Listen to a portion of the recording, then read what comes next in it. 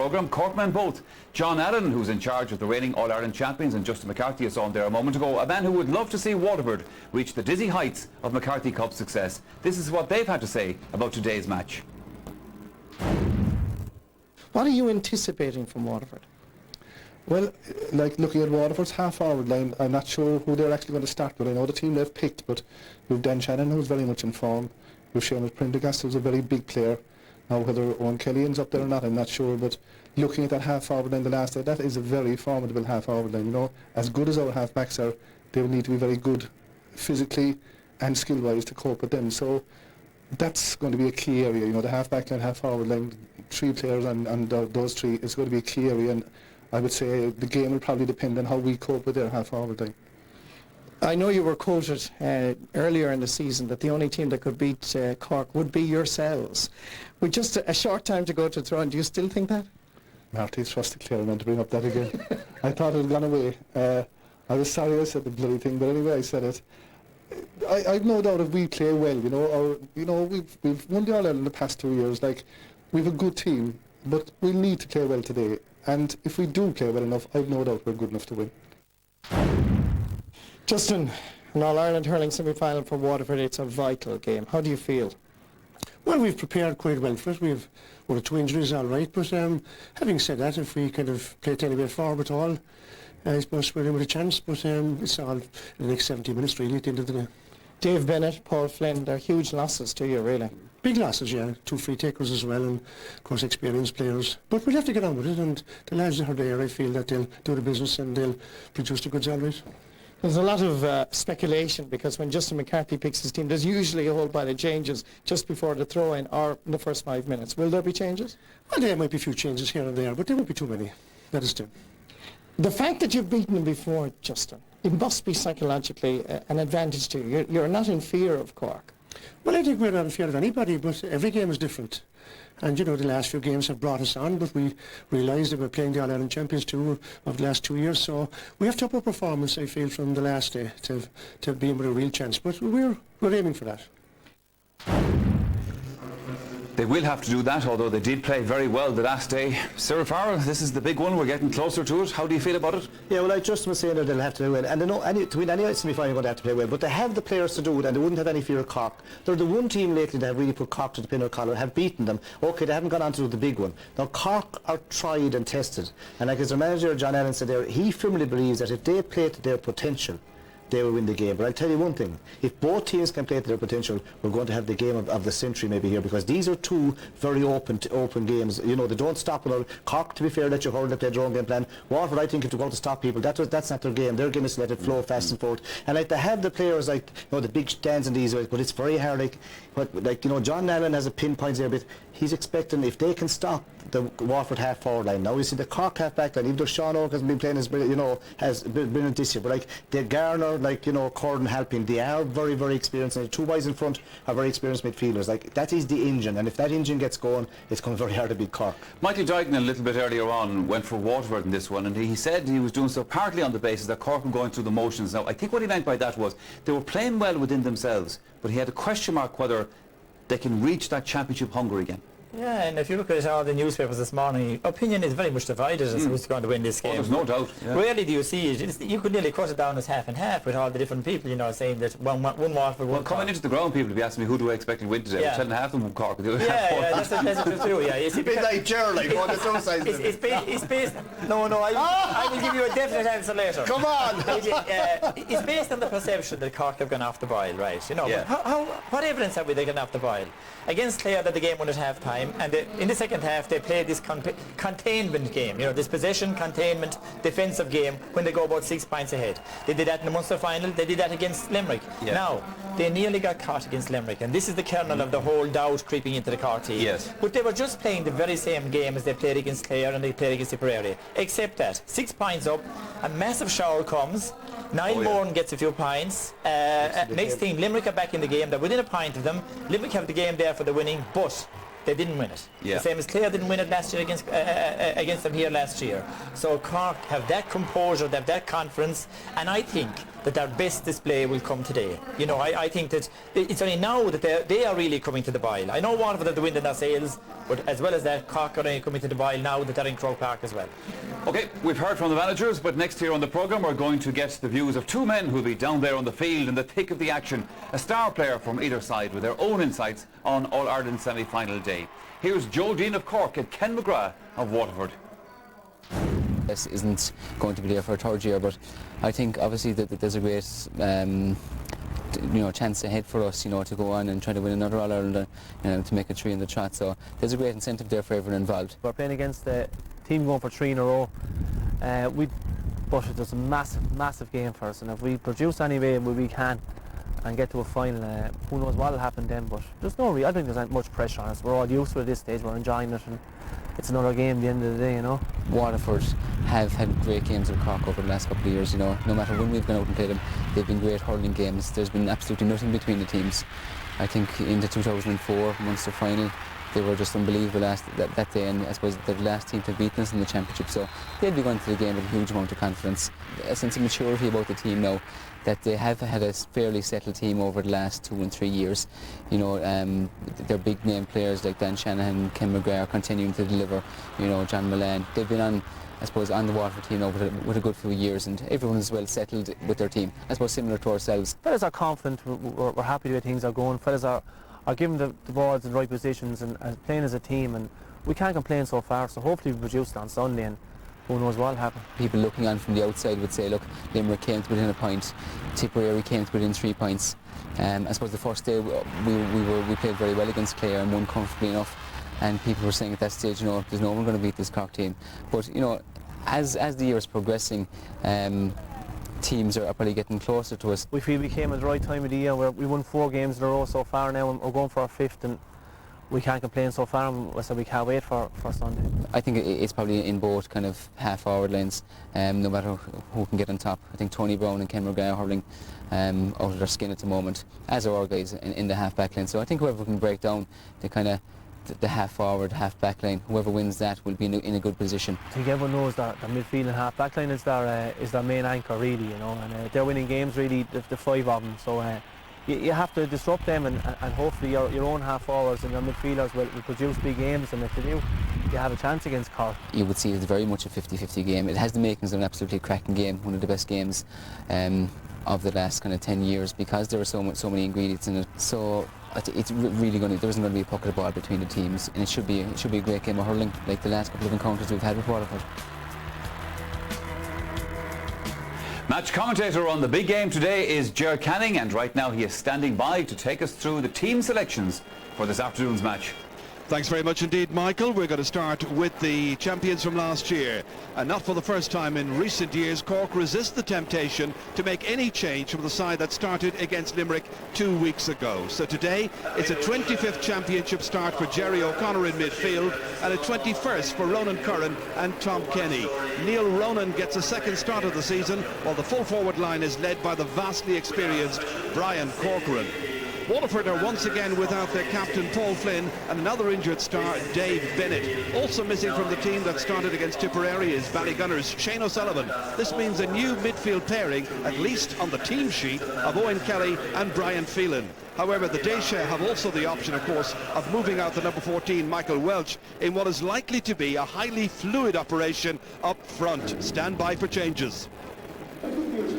We will indeed, Ger. Thank you very much. Now, Ger Loughnane, let's talk about Cork. You have been analysing the performance of Joe Dean in particular. Yeah, well, we've analysed every other part of the team, because they're there for the last 3 years. So this time we looked at Joe, because Joe burst on the scene in '99, especially in the Munster final against Clare. Now, last year he had a very poor game. Now, watch his control here. Even his body language when he loses the ball. He didn't chase after it. Now, this year he's completely different. Really sharp, really focused. Watch his footwork here, and great save there from Davy Fitz, and a double save even from Fitzy from Brian Corcoran. Now watch against here. Once the ball comes, you can always judge a player's confidence by his sharpness when the ball comes. See how sharply he controls that ball. Yeah. And left-hand side he puts it over the bar. Now look at this here. Frankie's in front of him coming to the ball, but Joe comes out of nowhere, flicks it past him. Now look at this is a player at the height of his confidence. He hardly even to look at the post, left-hand side over the bar. Now against Tipperary as well in the Munster final here, you know, just one little flick. Look at the sharpness of control, and then there's no doubt right-hand side this time, a lovely easy stroke over the bar. He's not snapping at the ball. The confident, easy, graceful stroke. Here again, just giving a little fraction of a second, ball over the bar. Joe is back in business. He's back to the height of his power. He's needed by Cork because, I think what they need above all is a goal scorer. And if anyone has to score a goal today, is it because he's seeing more of the ball this year? Well, he's seen more of the ball in one way, and as well as that, you know, a person's job and all that, you know, the work they have to do outside. He changed jobs there a few years ago and worked very hard when he went into the new job. A bit of new house, all that kind of a very big, you know, the real world out there. Something we don't think about at all when analysing players or when we're criticising players out in the field. But I'd say this year he has made up his mind that he's going to. A lot of phone calls from Wexford, by the way, for you at the moment. Is that, yeah, the Chris you ring, is it? You're popular down there. The only thing is, that's a match that could win. Stop. Sir Farrell, Waterford, you're focused on I suppose they're talisman figures in the team. Well, like they have great players and have given great service over the years. Is Waterford. Now here's a man here like that you can see. This Kim McGrath, you can play him centre back, centre field, centre forward. He's such a good hurler, like, you know. Gets onto a ball here, like, you know, when bang, just floats over there. Like again, as Gerard said, these guys are kind of, you know, they have natural risk, and when they're in full flow, it's very hard to stop them. Like, he's always, when he plays well, of course, Waterford play well, he has great control, and, you know, a little flick out here, takes a hard tackle, but gets up again, makes that now. Now, again, when Tipper coming near the end here, and when they needed a goal, who's back in the back again? McGrath again, kind of a colossus of a figure. Like, now, they has to play well for these guys. Now, here, this fella, this is Welsh. Michael Brick Welsh. Now he's picked full forward to be kind of like the brick against the rock, but he usually out around midfield. Very good player, has very good skill, very fast, and capable of picking a few points. Does most of his hurling from out, even though he's always picked full, does most of him from around midfield. And again, he's kind of back on song. And for Waterford like to win, he's going to need him. Now here again, like this guy this is Big Dan the man. This guy could do nothing wrong in the last two matches. Oh, brilliant! Against Galway, like out of the sky, like nuts to a monkey, and continued on the next few games. Like, you know, watch this, like here. He does everything, and this ball comes in high. Like like, Cochran gets back and he takes a slip, doesn't matter about the belt, goes back in, shotguns a great bang back to the net. He's in full flow. Now they need him to be in full flow again today, like, and you know that Cork half back then is very good and it's going to be very interesting.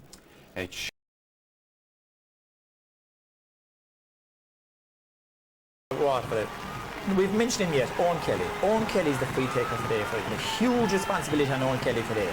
He's the free taker. He's been playing very badly up to now. He scored 6 points against Cork in the Munster semi-final last year. If he hits that form, then Cork could win, that Waterford could win this game. But I'm sticking with the champions. I think they're only coming into form now. Now they're in Croke Park, they're only 2 steps away from the big one, and I think they won't falter today. The champions from Gerald Man, certified. Yeah, like my heart would love Waterford for their sake, in the sense they've soldiered long and hard, and Waterford fantastic support. But I'd have to say Cork, like, and like as Gerald alluded to there a while ago, they're only just doing enough to win, but like maybe Limerick didn't get the credit they deserved. They're very physical, very tough, hard team to play against, and to me, like Cork, when it comes down to a tight one, Cork are still the best in a tight corner. It's the champions according to the panellists. We're all set to go then. Enjoy the game. Here's Gerard Canning and Michael Dignan. Thank you very much indeed, Michael. It is a wonderful setting.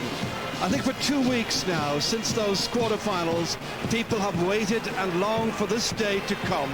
It's a perfect afternoon for it. There is little or no breeze around. We had some drizzle, as you'll have noticed, during the Christy Ring Cup final. Well, that has eased now. Ground might be a little bit slippery, but, well, it's the meeting of the champions of the last 2 years against a side who've come very, very close to getting there, within touching distance of All-Ireland finals in recent years, but never quite able to make it. It's always been that little bit out of their reach. Will today be Waterford's day? I met a man in a Cork replica shirt on his way into Croke Park this morning, and he said to me, he said, I'd love Waterford to get to the final if it weren't for the fact that they're playing my county today. And I think in a way, Michael, that summed it up for an awful lot of people. Yeah, well, I think, Gerard, all neutrals around the country will be in Waterford's camp today. It's nothing against Cork. They're great champions for the last 2 years. And they have been on the road themselves since 1999, a lot of them, you know. And I suppose that's the question mark we've been asking. Can Cork keep up this? Have they got the hunger? They have the motivation of 3 in a row, but deep down, you know, can they come back for more in these tight matches? And that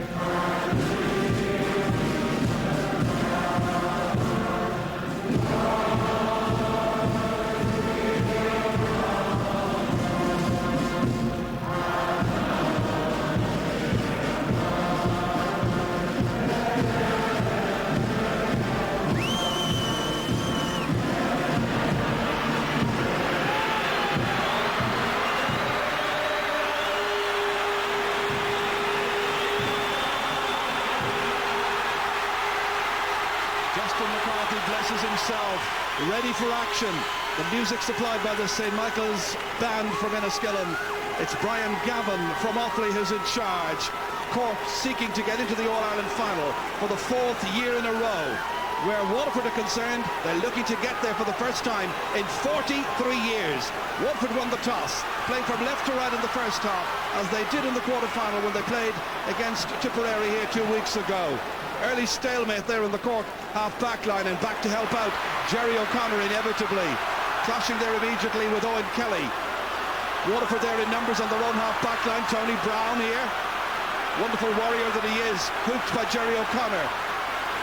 Waterford needing additional players to help out. Declan Prendergast coming across here now. Tom Kenny trying to get it up onto the stick. Fair amount of rain earlier on here. Kenny setting off 50 metres out from goal. He's got a support player. It's Niall McCarthy. First touch not great. Immediately closed down and fouled. The referee has decided. Ken McGrath getting in and close. Owen Kelly was there as well. This was Niall McCarthy. Couldn't quite take it up there, but anyway, Ken McGrath was in on top of him, and that'll be an opening free for Cork and for Joe Dean. So a first opportunity then for Joe Dean. Man from Killa is just inside the 45-metre line. On a still afternoon, this should be the opening score if he's on his game, and he is. First score going to Cork.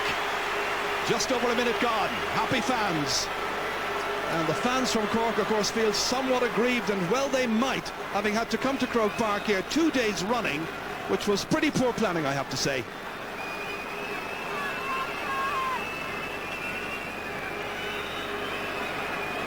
Referee out around the middle of the field, having words.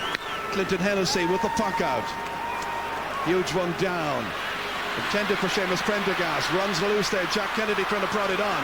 It's knocked away out of danger there by Pat Mulcahy, the Cork captain, scrambling for it. A fair old scramble, and it's Timmy McCarthy here. Nobody on him. Chance of another score, and he's put it over the bar. The much-maligned Timmy McCarthy from Castlelyons gets his first point of this match, but the marking was poor because James Murray was being held off Timmy McCarthy that time, and that was a great finish. Yeah, Jared, I see Neil Rowan to start at top of the right with Ben O'Connor out here at left half forward. That's interesting.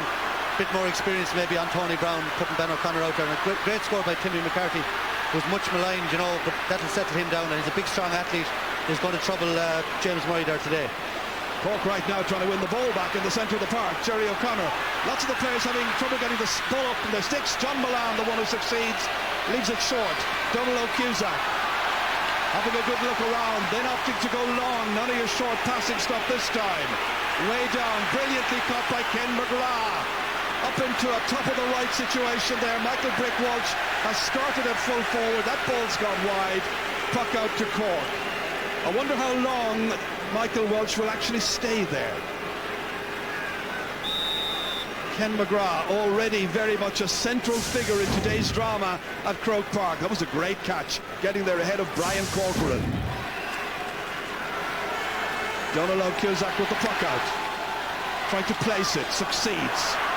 Niall McCarthy, he fumbles again. Second time that's happened to him.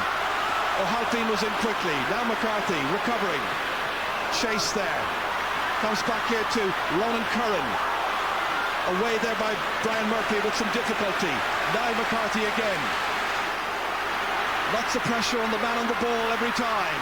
Brian Corcoran lost his stick. Ronan tries to pick it up. Got into the corner as you heard. Here's Ken McGrath. Clearance needs to be accurate now. It is. Up as far as Owen Kelly. Quick look up here. It's Owen McGrath who's coming in. It's a hurry that was flying. And once again, Donald O'Cusack makes a magnificent catch. That's a great save by the goalkeeper. That's a great catch by James Murray. Left half back for Waterford. All the way up towards Dan Shanahan on his own. Momentarily, that is. Oh, he fumbled. Finally got it out as far as John Milan.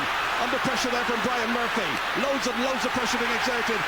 Milan that time, and it's a bit of a shot blocked down. It's going to be a 65. It's a game of very high intensity. What about that for a stop moments earlier by Donald O'Cusack? He had Owen McGrath coming in on top of him. This was not easy. This was terrific goalkeeping. Absolutely, Jaron, and obviously with an injured hand. But what a passage of play. Brilliant catch by Donald Logue, started it. Ken McGrath, Owen Kelly, all involved, John Milan. And I suppose a feature so far is the amount of players slipping around the place. I noticed the just watching the football at home and telly. The ground is obviously rock hard. We've had a few showers, maybe the pitch watered earlier in the week, and I see players falling all over the place out there at the moment, and you know that's where soft goals can occur. Someone slips and someone breaks inside.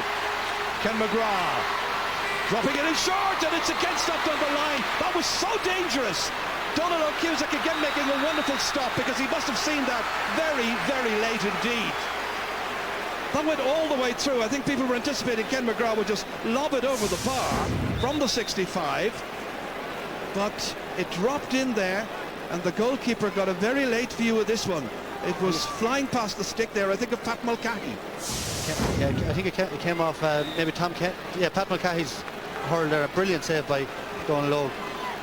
And I suppose with Dave Bennett and Paul Flynn missing, you know, the free taking is hugely important for Waterford today, and Ken McGrath and Owen Kelly, the two free takers, have to be putting those away. Pressure now on Declan Prendergast.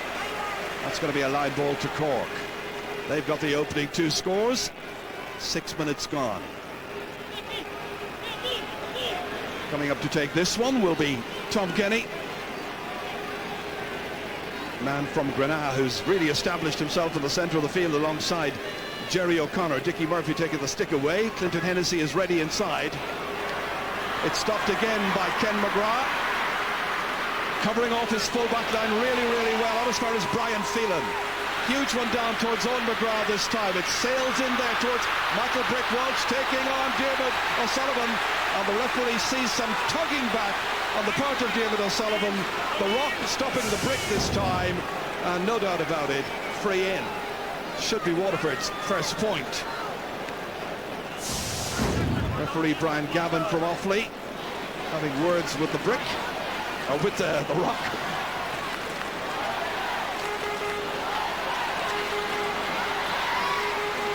Here's Owen Kelly. That'll do. Over the bar. So it's 2 points to 1. Yeah, nice easy free to settle him. I was watching him before the game practicing, and he looked to be striking the ball very, very well. Just got a glimpse there of the umpire having a word with Donald Logan, having a look at the sliotar before it was allowed back into play. So much talk about the sliotars that are being used in the modern game, in particular when Cork seem to play. That's back once again there by Ben O'Connor this time. Pressure on Tom Feeney. Little fumble again there by Feeney. This time it's Brian Corcoran coming across. Players having difficulty with their first touch. Nicely into the clear here for Tom Kenny to hit from the angle, and it's over the bar. Good score by Tom Kenny. 3 points to 1. That ball really should have been clear, Gerard. Overplayed by Tom Kenny and lost, or by Tom Feeney, and Tom Kenny onto it, and good score, but the ball should have been 90 yards up the field. Oof, some jump in the air that time by Sean O'Halpine. Didn't come down with the ball, however. Jerry O'Connor back there, challenged by John Milan. Everybody appealing for it. It's going to be a Cork ball. Linesman over the near side is Fergus Smith from Meath. John Allen busy up and down the line. And his counterpart, another Cork man, Justin McCarthy. O'Halpine, not such a good line ball that time. Again, Jerry O'Connor busy as ever. This time it's going to be a Waterford line ball, it seems. A little bit of hesitation on the linesman's part initially. I think it's a wrong decision. Jared just comes off Owen Kelly there, just tips it out. Yeah, it certainly did. Big day for Owen Kelly. A day when he really has to turn on the style for Waterford if they're to make progress and get into this year's final. Tony Brown from Mount Sion coming up to hit this one as the mist begins to come down once again on Croke Park, and that's gone flying through there's a lot of nervous tension around. There is, Jaron. You know, Tony Brown is very experienced, but he should be switching to play with that line ball, making sure it stays in play. The conditions are very, very slippy out there, but I think both teams will be happy. Cork are showing their experience, settling very quickly, whereas Waterford will be happy enough. You know, got a point there, beginning to play really well, especially Ken McGrath at centre half back. So, you know, both teams happy enough at this stage. Again, there's slip sliding over there, and it's certainly a major factor for players everywhere. That time Niall McCarthy, the one who slipped. We're watching Neil Ronan. See, Jerry, it's a difficult situation for players. The ground underneath is so hard. If you wear 6 studs, you know, there's risk of serious injury really out there on that pitch. So you have to wear maybe the multi-cogs, and then you can't hold your feet. So it's a catch-22 situation for the players. Certainly is so far. Ken McGrath to hit this one from his own 65-metre line. Good connection this time. And that's on target. Second free taken by Ken McGrath, and that one lands over the bar to make it 3 points to 2 after 10.5 minutes of play. He was 65 metres out from his own goal, and the Waterford fans are happy. Cork still with the lead. Still at the settling down stage of this game. Brian Phelan trying to get the ball out, but only as far as Ben O'Connor, who switched from an early stage into Tom Kenny, and Tom Kenny took too many steps. It's got to be a free to Waterford. Elementary mistake there by the player from Granada. Yeah, Jaron, I noticed Dan Shannon gone to top of the right, and Sean Oak has followed him, which is interesting. You know, Brian Murphy wouldn't be a natural wing back. He's out on John Milan, so obviously a man marking job for Sean Oak for the day. Ken McGrath lobbing it in. Shanahan's in there. They're all in there. And the goalkeeper has it. And that's his third very important intervention. John Gardner getting it away down the field for Cork to Timmy McCarthy. Big ball in. Drops kindly there for Owen Murphy from Shamrocks. Lots of pressure on. Ronan Curran waits for it. Supported by Kenny. Back it comes once again to Tom Kenny, who can fly. Owen Kelly's after him. Kelly unable to hook Tom Kenny, and that one has gone wide, and it's Cork's first wide of the match.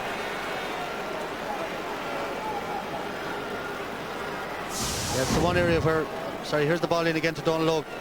And Dermot O'Sullivan missed it completely. A super take again by Donal Logue. We've just watched Dermot O'Sullivan, he misses the ball completely there. And really Donal Logue very, very sharp. But Cork really have an advantage in the middle of the field, and Waterford need to get into the game there. He certainly is very sharp. He's mopping up everything. Jerry O'Connor now down. Neil Ronan chasing after it. Tom Feeney there as well, still in play. Picking it up is Declan Prendergast, and that's out over the end line, and that ball has gone wide. Loads of pressure on both goal areas. 5 points shared so far.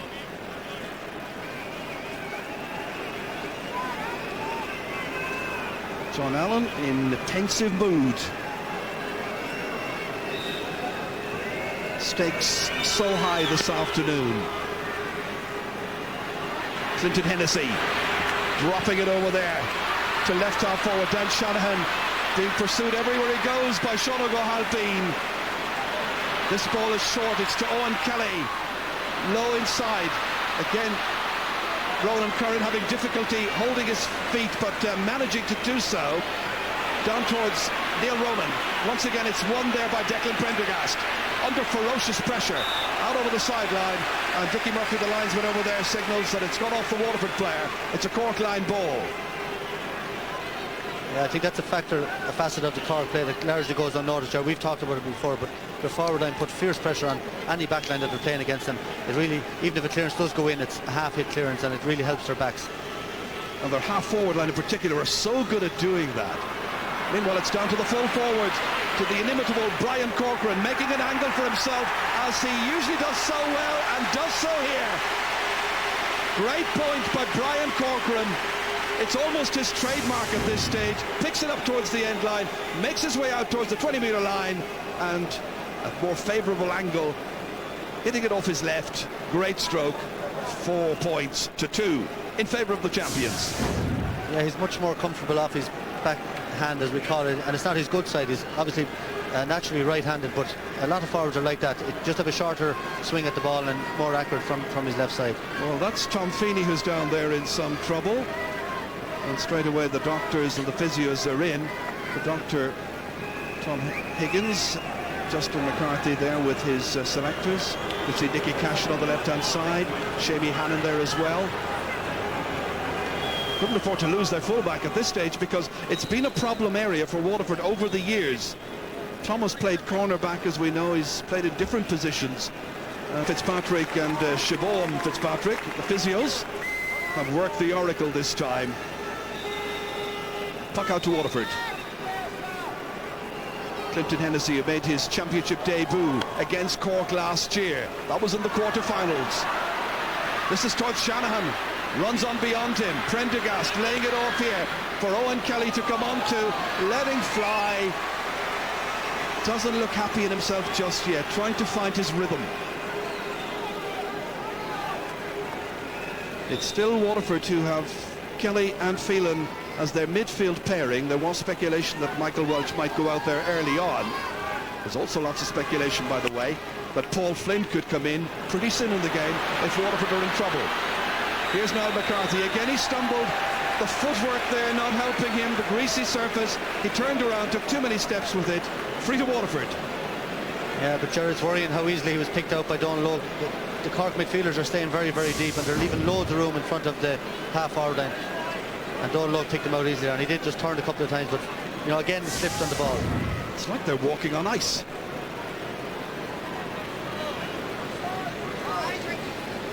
Ken McGrath having a right good look. He's next to the halfway line.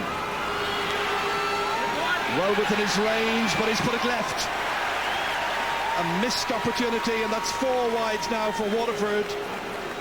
Missing Paul McGrath's, Paul Flynn's free taking, and of course Dave Bennett as well out injured.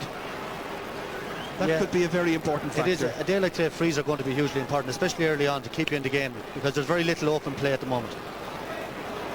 Well, the wide so far 4-2 in Waterford's favour, unfortunately, from their point of view.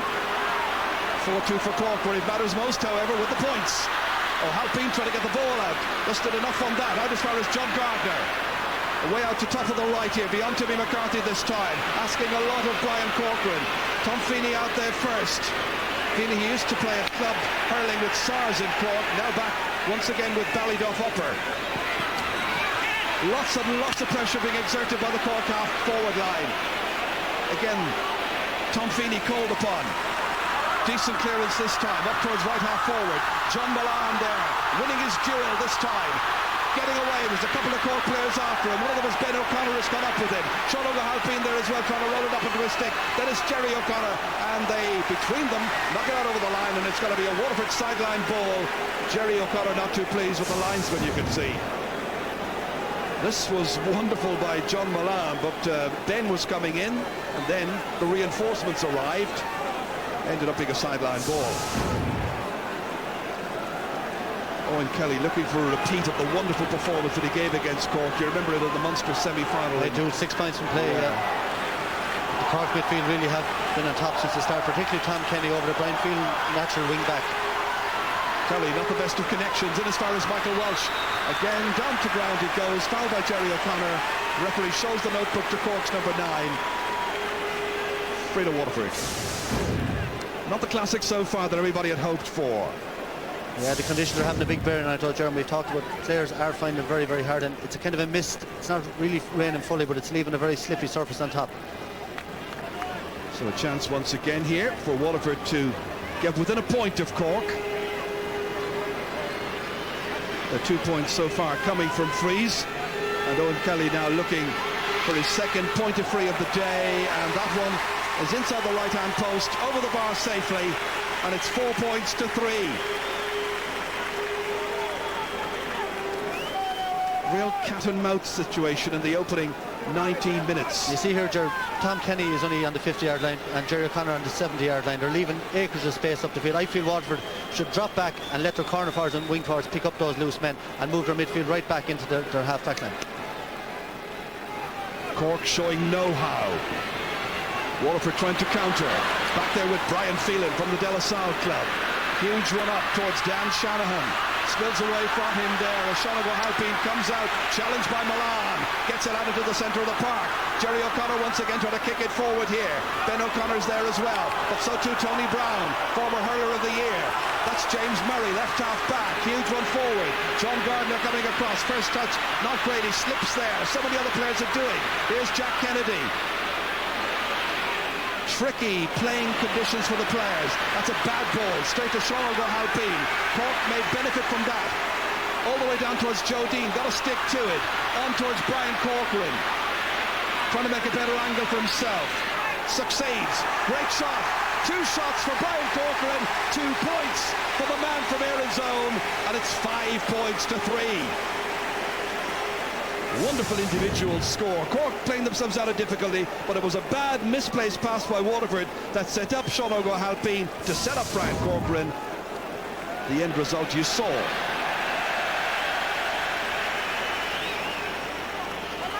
And leadership is a word we use, Gerard, and that's leadership from Corcoran. You know, 2 balls into 2 brilliant scores, and he's really the only forward from play that has got a score so far, and he's really on top of his game.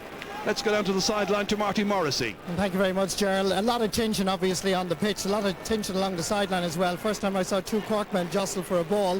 One happened to be Justin McCarthy, the Waterford manager, and Jerry Wallace, the ball boy here for the Cork hurling team. Also on a serious note, a lot of worry in the Waterford camp about the performance of Tom Feeney on Brian Corcoran at full back. Thank you, Marty. Well, we saw that Tom Feeney was injured earlier on. I wonder if that had any bearing on it so far. Ronan Curran, who'll be happier with his form so far in this match. He was really given a torrid time by Seamus Prendergast this time last year. And there's the notebook now being shown to Tony Brown for that foul. Free to Cork. Brian Gavin in there quickly to indict the Waterford player. So silly mistakes been made by Waterford. Cork playing within themselves. Stands, I suppose, moderately happy so far. Pressure on Clinton Hennessy's goal. Yeah, and Waterford are making a lot of changes up front. They're trying this rotating forward system. Like at the moment, Prendergast is in corner, John Milan is full, Michael Walsh is centre. They're all over the place, and none of them really have settled. I think they'd be better off to leave them for 15 or 20 minutes now and let them settle into their roles. This is Ben O'Connor.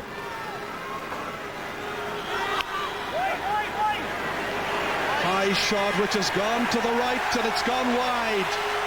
A third wide now for Cork. Ben doesn't miss too many like that. Beaten here in the club final, of course, back on St. Patrick's Day. Portumna from Galway getting the better of Newton Chandrum, and Ben was very clearly impeded that day with an injury. A little better today. Cork clearing their lines there to Pat Mulcahy. Out towards Timmy McCarthy once again, showing the appetite for hard work. Back to John Gardner, the Napiershik's player. Beyond McCarthy, in as far as Ben O'Connor, getting by Tony Brown. 45 metres out from goal. Again, the ball has gone to the right. Another missed opportunity by Ben O'Connor and Cork. Neither side playing particularly brilliantly so far. Far from brilliant, in fact. Yeah, normally you nearly expect Ben O'Connor to take on that ball, you know, but Tony Brown put him under a good bit of pressure. Game lacking a bit of sparkle. Lots of energy.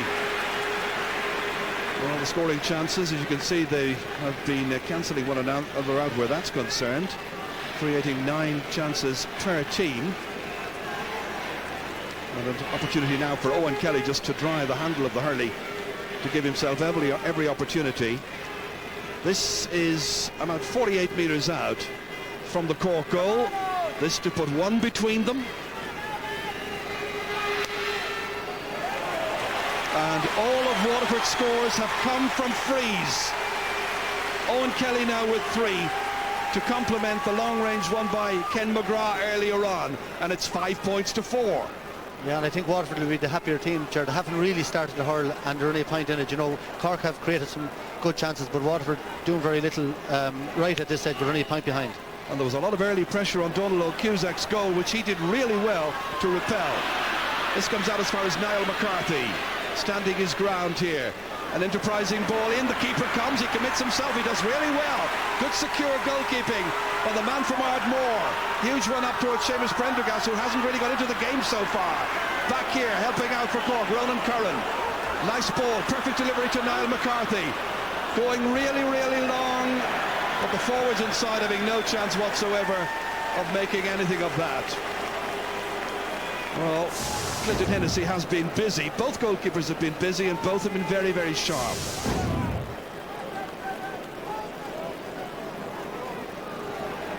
Clinton Hennessy playing in his 7th championship match this afternoon. Huge puck out. This is a huge one, as you say. And there's no wind around. And that is Jim O'Sullivan giving that ball away from John Milan. It'll be a line ball to Waterford. Going across to hit it once again will be Owen Kelly. Without playing anyway as well as they can, Waterford are just a point behind the champions. Yeah, it's very stop-start. I don't know if it's suiting anybody. There's very little open play. No ball into either set of full forward lines. In fairness, John Milan, Joe Dean, Neil Rowan, none of them have got a nice ball in front of them that they could take on their man. They wait inside. Meanwhile, Owen Kelly is drying the stick once again. 3 so far from frees. This one miscued. And that's gone off the legs of one of the Cork backs. It'll be another Waterford possession from the sideline. Interesting to see where Dan rotates to throughout the game here, between half forward, the corner, into full forward on occasions. Wherever he goes, Sean O'Halpine goes with him. Owen Kelly ready to hit. Little chip this time, runs away towards Dan Shanahan, further away from goal, needs Tony Brown, leaves it behind there to Ben O'Connor, who tracked them the whole way. The delivery down towards Niall McCarthy, keeping it away from Ken McGrath, doing well this time, and McCarthy's away. Coming in to close him down, James Murray. They work it forward here into space. Waterford have players there. One of them is Owen Murphy, about to be challenged by Timmy McCarthy. Murphy doing really well. Up along the line, but John Gardner gets there first. 65 metres out from the Waterford goal. Returned with interest, but to the right and badly wide of the target. Good pressure that time on John Gardner as he was about to play that ball in. So another wasted opportunity. That kind of match. Yeah, Niall McCarthy, I think, doing very well on Ken McGrath the last 10 minutes or so, but he's not using the possession. You know, he had a bad wide a moment ago, and there again, he had a chance to really head for the goals. A bit of hesitancy and lost possession and cleared back up the field. Well, I'm sure that one of the tasks they will have set Niall McCarthy is to curb Ken McGrath's presence and threat in this game. Yeah, he's doing that, but he still has to use the ball better. Germany gets it.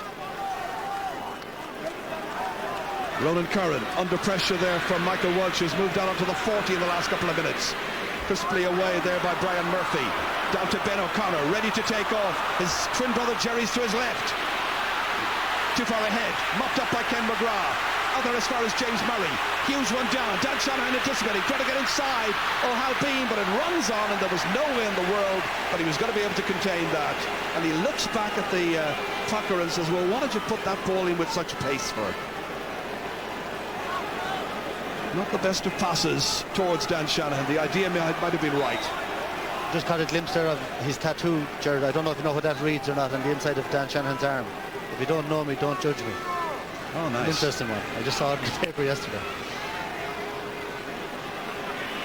James Murray under pressure from Timmy McCarthy, helped out by Declan Prendergast. They get it out into the centre here. Neil Ronan trying to pick it up. He's got it. He takes off. Owen Kelly after him. Never runs in straight lines, zigging and zagging. Difficult to contain. Breaks down here. Brian Corcoran's blocked this time. Tom Feeney sweeping it out. Out only as far as the man wearing number 12, Neil Ronan, and that one has gone over the bar. That was the result of sheer persistence and good pressure play by the Cork forwards, refusing to yield to the Waterford backs that time.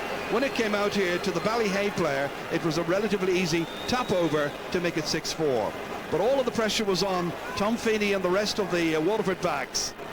Good combined play, and Cork benefit as a result. Here's Jerry O'Connor, trying to open up a gap now. Down towards Brian Corcoran, waited, it came in over his left shoulder. Well, the ball seems to be really travelling a long way. It's very heavy here, light air here today, and the ball is travelling. The minute it hits the ground, it's gone. It's bouncing off the slippy ground and bouncing wide. Two sides cancelling one another out to a fair extent so far in this game. That's a nice pick up there by Tom Kenny. They're chasing after him, nobody able to get close enough to him. It's John Milan who's trying to get in a challenge. Next is James Murray. It's still Kenny. beyond Ken McGrath, couldn't cut it out. Joe Dean seizing on it, back to Ben O'Connor, stepping into two challenges. One of them was Tony Brown, the other was Ken McGrath, and in the end Owen Murphy gets it up as far as Owen McGrath. 50 metres out, trying to go by Ronan Curran. Nice ball towards Michael Walsh. The brick coming forward, and he's fouled there by Pat Mulcahy, and it's going to be a free in for Waterford. And the referee calling aside. John Gardner, just watch it again here. He was allowed to continue and continue up to that point there. Referee then blew his whistle. And that's going to be at least a ticking, if not a yellow card. It's a yellow card for John Gardner. First of the match. Well, it's a warning. It now means that Waterford can get once again within a point of the champions. Donald Cusack ready, just in case it drops short. It doesn't, and Owen Kelly sweeps it over the bar. It's his fourth pointed free. No Waterford forward has scored. 30 minutes gone in the game, but they are forcing frees, whereas on the other side, Joe Dean has hit one free, Ben O'Connor missed one. That's all the frees the Waterford backline have given away, and we often criticise their discipline, but today they're very, very disciplined, and some great tackles going in from Tony Brown there in the last few minutes, and directly from his tackle that last score came. Justin McCarthy must be pretty happy. Donald Cusack to puck it out. Tony Brown, great catch. Nicely back. Maybe after the tense opening it will now open up a little bit. Again they're having difficulty holding their feet. It's a major concern for the management of both teams, but particularly for the players. Sean O'Halpine. Now McCarthy touching it down. Ben O'Connor anticipating. Has a support player outside. It's Timmy McCarthy. Looking for a second point, and he's got it. Two from play for Timmy McCarthy. Really, really good play by the number 10. Having a good season.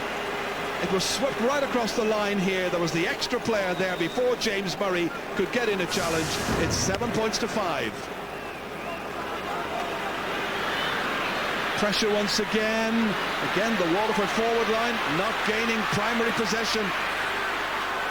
The two midfielders for Cork combine, and it's Tom Kenny who gets it down into the corner. Brian Corcoran trying to keep it in play, and he succeeded. Just stayed on the line there. Tom Feeney trying to get away, and he was being fouled. Not much in that, I think. Free awarded. John Allen not pleased.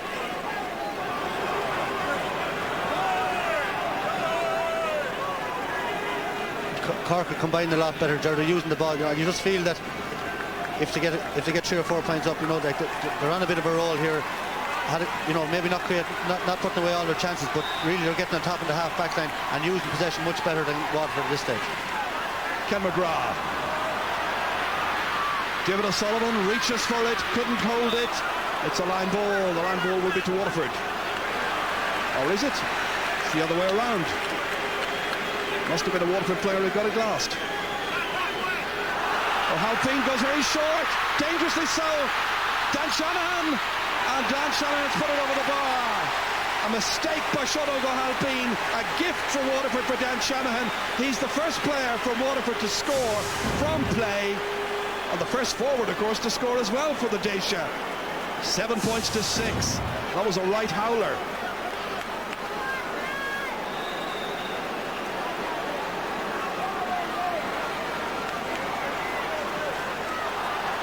Well, we don't see too many mistakes like that being made by Sean O'Halpine. Mishit it, didn't spot Dan Shanahan, his man coming in behind him. This breaks down here once again towards Neil Ronan. Quick look around to see who's available. A fumble by Jerry O'Connor. Quickly seized down there by Tony Brown. Over his right shoulder. Jerry O'Connor comfortably under it, running into the challenge there of Seamus Prendergast. Released there once again to Ronan Curran. Tom Feeney coming out. He's commanding. Hurley's break. The Hurley that time of Brian Corcoran tried to block. Owen Murphy stepping out over the line. Ball still in play. Brian Phelan couldn't take it. Instead, it's a really good effort from some distance out, and there's a second for Neil Ronan. I think that passage of play epitomises Brian Corcoran's importance as a team. You know, Tom Kenny got the ball, Corcoran blocked him down, and it led to a score. Great defensive play there by Brian Corcoran from the full forward position. Well, they're prepared to put everything on the line to get those vital edges, and they've edged 2 points ahead of Waterford at this stage. Well, there'll be an additional 1 minute of playing time left at the end of the opening half. John Milan now cracking this one over the bar. His first. Waterford beginning to play in the forward line. That's 2 points now from play. That's the best they've produced so far. John Milan making it 8-7. We're in stoppage time. Yeah, Jared, the game will open up. You know, a couple of good scores there from play, and let's hope for more of that now. Prendergast very strong in the air there. Cusack's puck out. Couple of Waterford players there anticipating. James Murray getting there. They'd love to go in level. Brian Phelan. Huge one in towards Dan Shanahan trying to break it. Milan's there anticipating. Awkward enough angle. The umpires look, it's good. They're level. Milan's got a second. It's 8-all. In stoppage time. Waterford have played this really, really well. Dan Shanahan, a menacing figure. O'Sullivan unable to get it out. And Milan in there to profit. Good point from a very tricky angle. Another brilliant score by John Milan. We await the puck out. There mightn't be much left after that of this first half. That's it. Brian Gavin blows the whistle. Bit of a cat and mouse first half. Waterford will go in happier. They've come back strongly. For a long, long time, all their points were coming from frees. But late scores there by Dan Shanahan and 2 from Milan will have pleased Waterford fans a great deal better. Donald O'Cusack has been busy from the word go. Brian Corcoran has been excellent up front, really putting himself about for John Allen's team in a perfectly legitimate way to try and create chances for others. And the teams, just as they started 35 minutes ago, go in at half-time, level. It's Cork 8 points, Waterford 8 points. And we'll have all the analysis coming up after the break.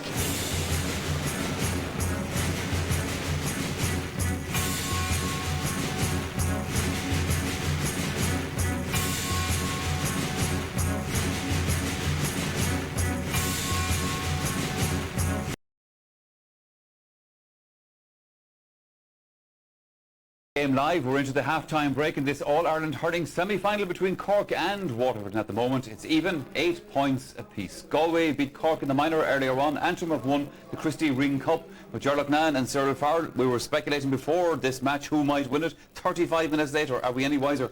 Well, we will not be any wiser, but I'll tell you one thing, Michael, Waterford are far happier winning at half-time because Cork dominated the first half, got an odd score, didn't get what they should have, and Waterford were living on scraps for most of the time. Their free taker, Owen Kelly, was keeping them in the game. They were getting kind of, maybe they deserved the frees, but Cork weren't getting much off the ref in the first half, and the next thing John Milan started waking up, and all of a sudden Waterford winning at half-time, 8 points all, and they'll be delighted when they know Cork have had a lot of possession, but just not getting scores. Those 2 John Milan points for Waterford, they're vital, Ger. That was absolutely vital, Michael, because up until the 33rd minute or something, they got no score at all from play. You know, until Sean Oak made the mistake from the line ball and Dan Shannon put over the bar.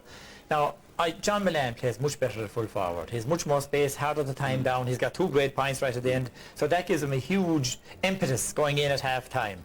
But, I mean, the big statistic here is Cork have scored 7 points in play. Waterford have scored 3. Cork have vast majority possession.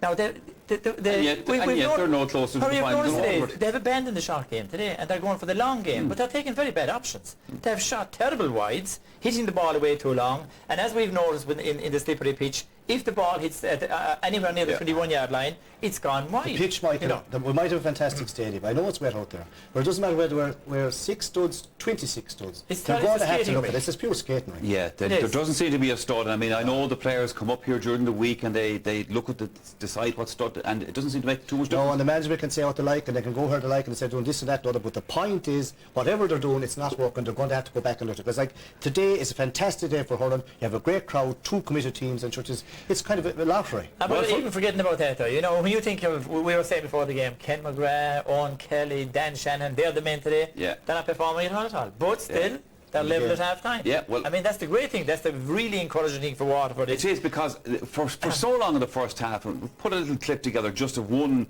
sequence that was going on most of this first half, of Waterford clearing the ball out of their defence, putting it up into their forwards, them not being able to get possession of it, and Cork going down and get a score out. Yeah, coming back down again. And the funny thing is, the likes of Timmy McCarthy these days, who get no credit all the year, they pop up with this thing. Here again, like you're going to see now, the Waterford defence are playing well. Great catch by Tony Brown, and he clears the ball away. And as you said, Michael, this is happening with us coming up here, all hands up for breaking around here, Cork are very fast onto the breaking ball. Especially two boys midfield. Look at this, everyone falling. The rock pass, hand passes here, little flick out here again, and this ball goes right up, cross pitch now. He has a chance to see to look, plays a lovely ball up the pitch, and again, he's doing that. Niall McCarthy's having a very good game, but maybe taking the wrong options. Here's Ben O'Connor thrown out here to Tim McCarthy, and this guy has got 2 great points. And like you'd have felt for Waterford that stage, because they were doing a lot of work at the back, and yet the ball was coming back down, and Cork were tipping these points away. And as Gerard said, Waterford hadn't scored from play until the mistake, and the next thing they're right in the game, and now their big names could power into it.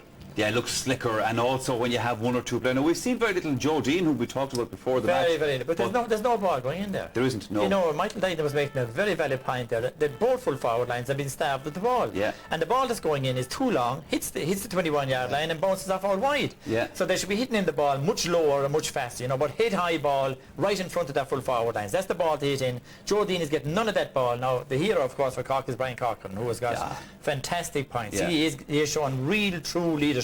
And his value to this team is inestimable, you know, because without him today, you know, they'd be really, really struggling in the forward line, especially as regards getting scores. Now, maybe we're going to show some of it here. Here's Sean O'Geoghegan, who's having a great game on Shanahan.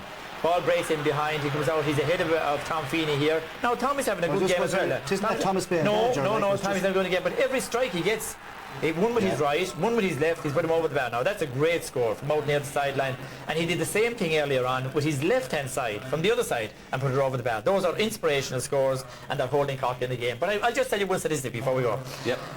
Any team that was ahead at half time in all the games between Cork and Waterford, they never won the game.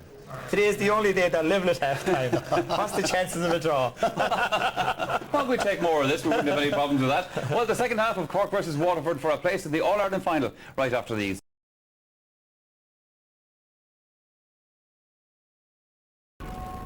Now, this afternoon, we're giving you the chance to win another superb prize here on the Sunday game. Toyota, who are the official car to the GA, and RTE Sport have teamed up to give you the chance to win a stylish new Toyota iGo car.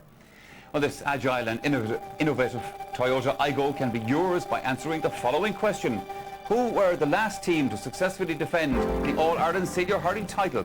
Was it Cork, Galway or Kilkenny? To enter, call 1515 717177 or text IGO, AYGO, followed by your answer, your name and your county to 57000.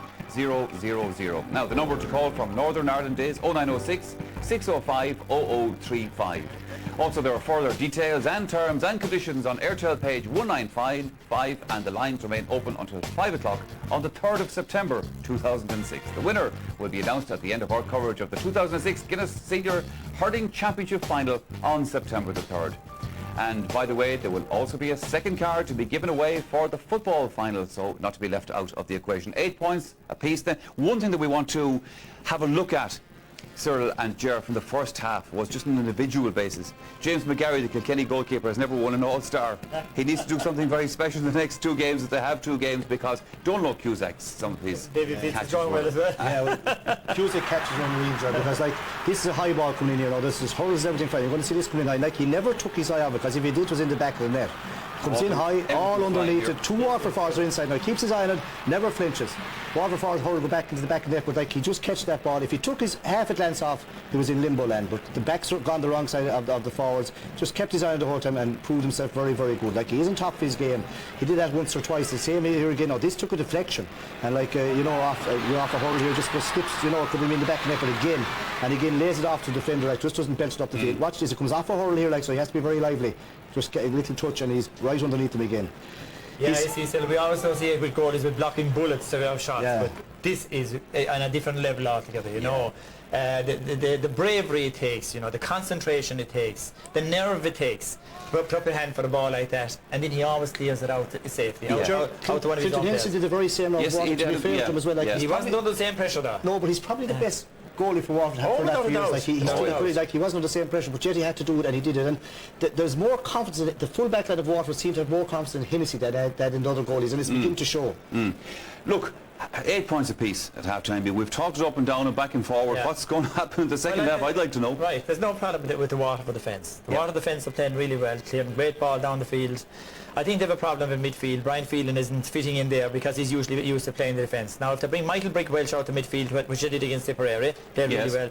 They have Shane O'Sullivan to come in there, and then the question is, when will they bring in Paul Flynn? Just like yesterday we saw with Kerry, the impact the subs have. I think that's going to be very, very important in a very tight game like this. Now, Waterford would seem to have better options among the subs than Cork, because Cork's usually thing is, in the forwards, bring on Kieran Murphy, either of the two Kieran Murphys. Beyond that, they haven't very, very much. So it could hinge on the impact that the subs make here at the end of the game. The thing about Cork is, Michael, if they're able to get out of this, they're missing scores, there should be 5 or 6 up at least, they're not. If they can get out of this, they're worthy champions, because they're not really flying, and yet, like, their level, things seems to be going wrong, and as Ger said, they haven't as strong as bench you'd imagine as Waterford, but this is going to be the supreme test. Can they wangle themselves out of this one? And obviously the conditions here as well, we're talking about the sleepy pitch, there's a little bit of rain as well, you know, and fair play to both teams. I mean, they're going to hammer and tongs. They're going to hammer and tongs, very fair. I thought, you know, the referee maybe got 1 or 2 calls, like he led slipped and he pulled him, but that's going to happen. But like, they're going to have to look at the pitch again, because like, you're bound to get a shower rain, and like, it's not fair to both teams, like, to come up here in front of a fantastic crowd and be like, it's like a skating rink. Okay, let's go back again to the commentary box to rejoin Ger Canning and Michael Dugan. Along with 61,753 who are watching this match. One young man missing it, Jack Wicks from Ferrybank, out injured at the moment. He's only 9. Wish you well, Jack. No changes on either team, but Michael Brick-Welsh has gone to midfield, as you can see, and Owen Kelly has gone up to full forward. He's actually gone into the corner now, Ger, and Sean Oga's gone back on him with Brian Murphy playing on the wing on John Milan. Let's see how it pans out. Pat Mulcahy then to take it for Cork. Stymie Waterford in their first attack of the second half. Up once again here towards Neil Ronan. Stopped brilliantly. That's Brian Phelan settling to the task. James Murray now for Waterford, trying to set them in front in this game. That's a lovely little ball to McGrath. Owen McGrath, and again, wonderful stop. Second time of asking, it's still there, it's in! Owen Kelly! First minute of the second half, Owen Kelly comes in for just his second ever goal in the championship. Watch the saves here from Owen McGrath first of all. There's number 1. Here's McGrath again, stopped again, twice, but banged in by Owen Kelly. And his only other goal was against Cork in the 2004 Munster final. Is that an omen? 1-8 to 8 points. Ger, what a start to the second half. A brilliant flick by Dan Shannon. If we get a chance to look at it again, brilliant touch. Owen McGrath should have put it away. 2 great saves by Donald Logue, and then a little tap in by Owen Kelly. What a start. Well, now the pressure on the champions. Waterford have come up fired out for this second half. Back they are, defending. Tony Brown lashing it away down the field. Taken down by Pat Mulcahy with difficulty. Pressure applied by Jack Kennedy. Well, that's given Waterford a huge lift in such a tight match. It took them so long to get their first score from play. Didn't come until very late in that first half. And they're off again here with Seamus Prendergast. Denied the first time. Prendergast, second time of asking, drives it over the bar. Prendergast, who got 4 in the quarter-final last year when Waterford went under narrowly to Cork, and he's got away from John Gardner this time. Second time of asking after he'd been hooked. Got enough space, and he's made it 1-9 to 8 points. Yeah, Cork backs to the wall now, Ger, but they're great champions. They're not going to go down without a fight, so let's look for the fight back now. I'd love to see that goal again. Dan Shanahan's touch was unbelievable for it. Cork being asked questions. Niall McCarthy ready to respond, dropping it in towards Brian Corcoran. He's scored many times before against Waterford. Ball comes out here, missed by a couple of players. Joe Dean taking it up here, 20 metres out. Back it comes towards Neil Ronan, and Neil Ronan puts it over the bar. We could be in for a great second half. The match that everybody has anticipated. This the build-up to this latest score here. Joe Dean and Timmy McCarthy. Dean getting there first. The little knockback to Ronan, and that's his 3rd of the day. A goal between them. Memories come flooding back of 2004 and that classic Munster final. Waterford trying to beat the champions. Jerry O'Connor with other ideas, trying to get into an All-Ireland final once again. And there's Ben O'Connor. First touch wasn't good. Comes out once again here. Owen Murphy is fouled, and that's going to be a free out for Waterford. Just for a moment there, Ben O'Connor had a really good chance. Yeah, I think it was a great save by Owen, a great flick block by Owen Murphy, or a hook on Ben O'Connor. Here's the goal again, Gerard. Just watch the Dan Shanahan's feet here. Watch this little touch, layoff, absolutely brilliant skill. And Owen McGrath really should have headed for the goal and finished. Great save by Don Logue, another good save. And Owen Kelly, you know, right man in the right place, because he's very cool in that position. Now the makings of some engagement here.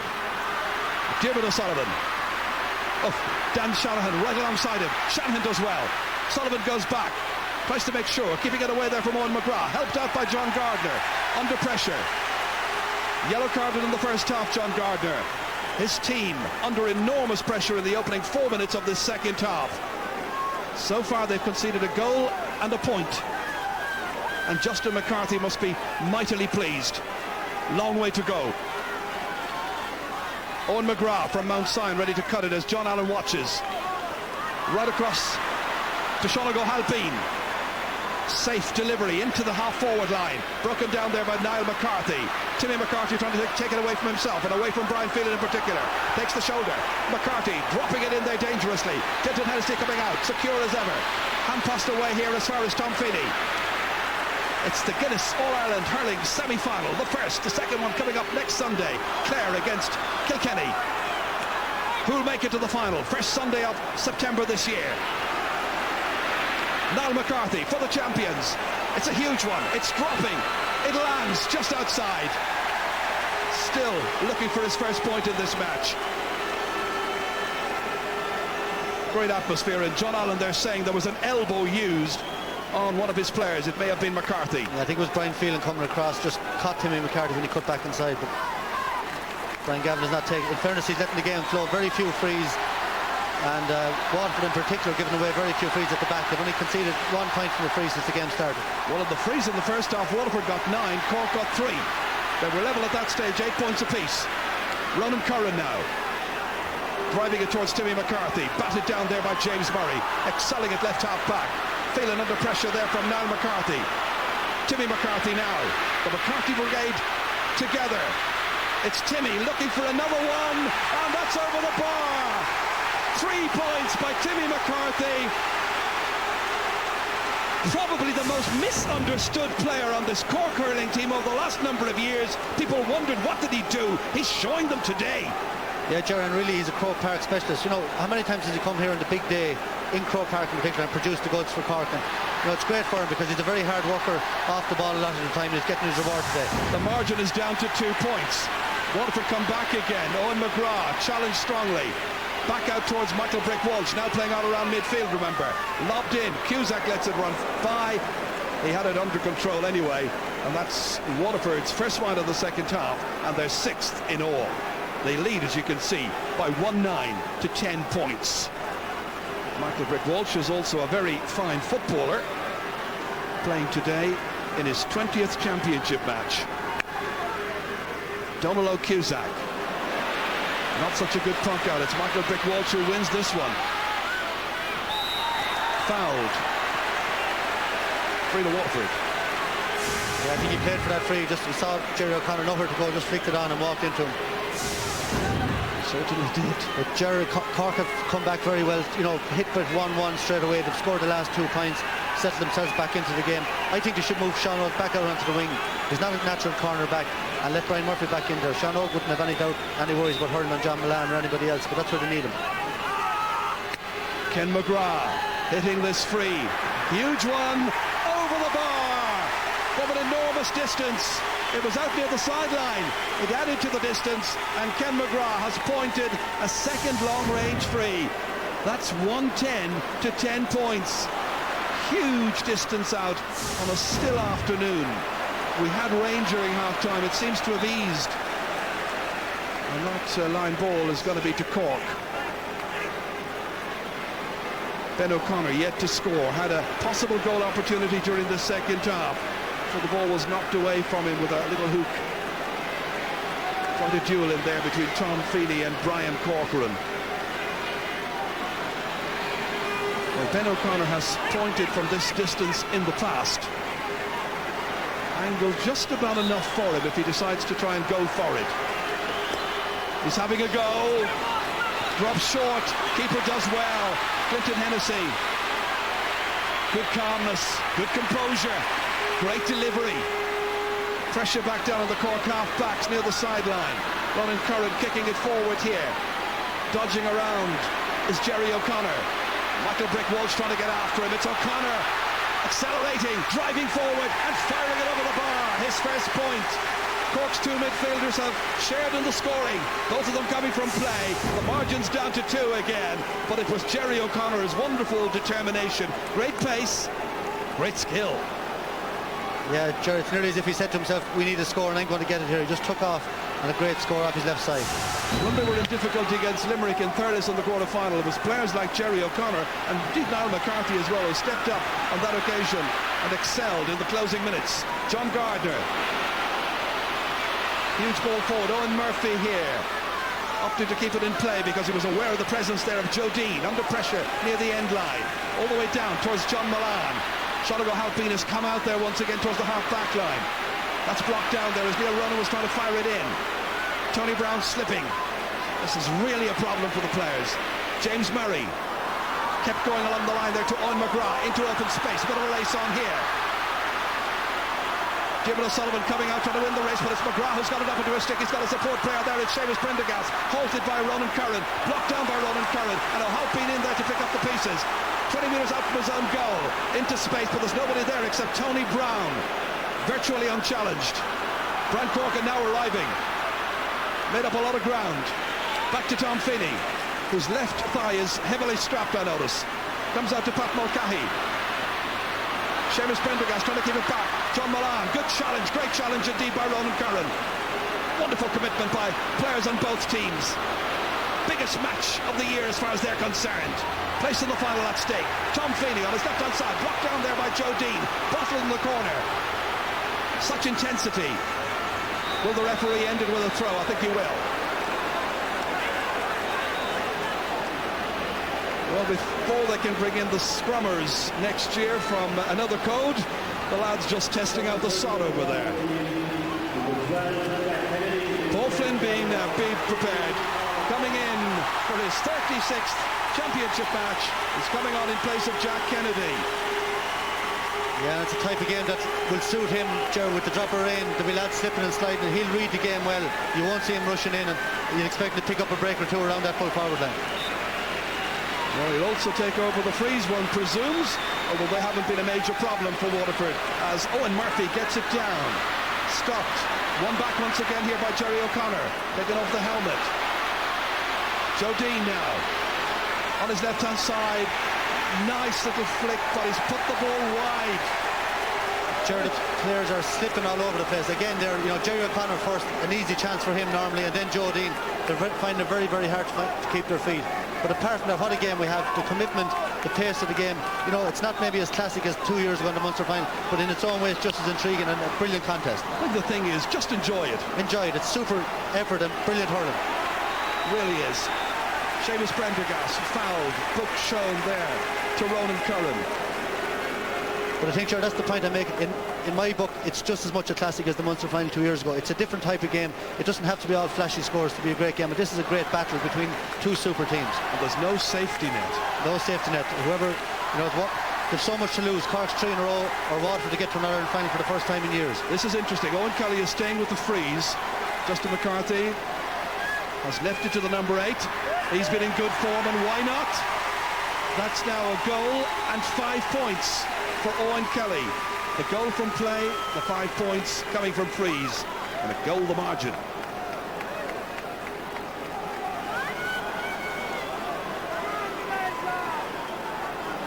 Down alone once again. This time looking for a bit of movement by McCarthy, who was opening up the middle by taking a run to his right, and it has opened up here with difficulty for Brian Corcoran. He's fouled. And that's what Cork do so well. Sometimes you don't see it. The goalkeeper waits, and then the half-forwards break in different directions, waiting for a burst to come. And this was the burst that was made here by the number 14. Yeah, and a super first touch as well. Jared, wet ball, slippy ball, and just a great touch by Corcoran. So the players taking the opportunity then to try the handles of the sticks. Referee Brian Gavin pleased to have a little break as well, it seems. Joe Dean has pointed one so far. This is 45 metres out, straight in front of the goal. You'd normally put your life on that particular one with very good reason. He's put it over. And so it's 1-11 to 12. Cork still those 2 points behind. Champions still with work to do. Waterford trying to get into their first final since 1963. Quite a contrast when you think about it, as Dan Shanahan argues the toss over there on whose ball it should be. Waterford with 2 All-Ireland wins against Cork with 30. Puck out was very, very high from Clinton Hennessy. Great distance, but very difficult for half hour to get under that ball. It was hanging for a long time there. Sean O'Halpine. Easily taken there by Michael Walsh. Spooning it ahead there to Dan Shanahan. 1 point so far, that from a mistake line ball. Pressure here on Brian Murphy. Real pressure there being exerted by Owen Kelly. Murphy does well. Very compact player. Makes very few mistakes. Pat Mulcahy driving it ahead there towards Ben O'Connor. This is Jerry O'Connor. The two O'Connors, the twins, have taken off their helmets at virtually the same time. What's that to say about twins? Referee in, pointing to the spot.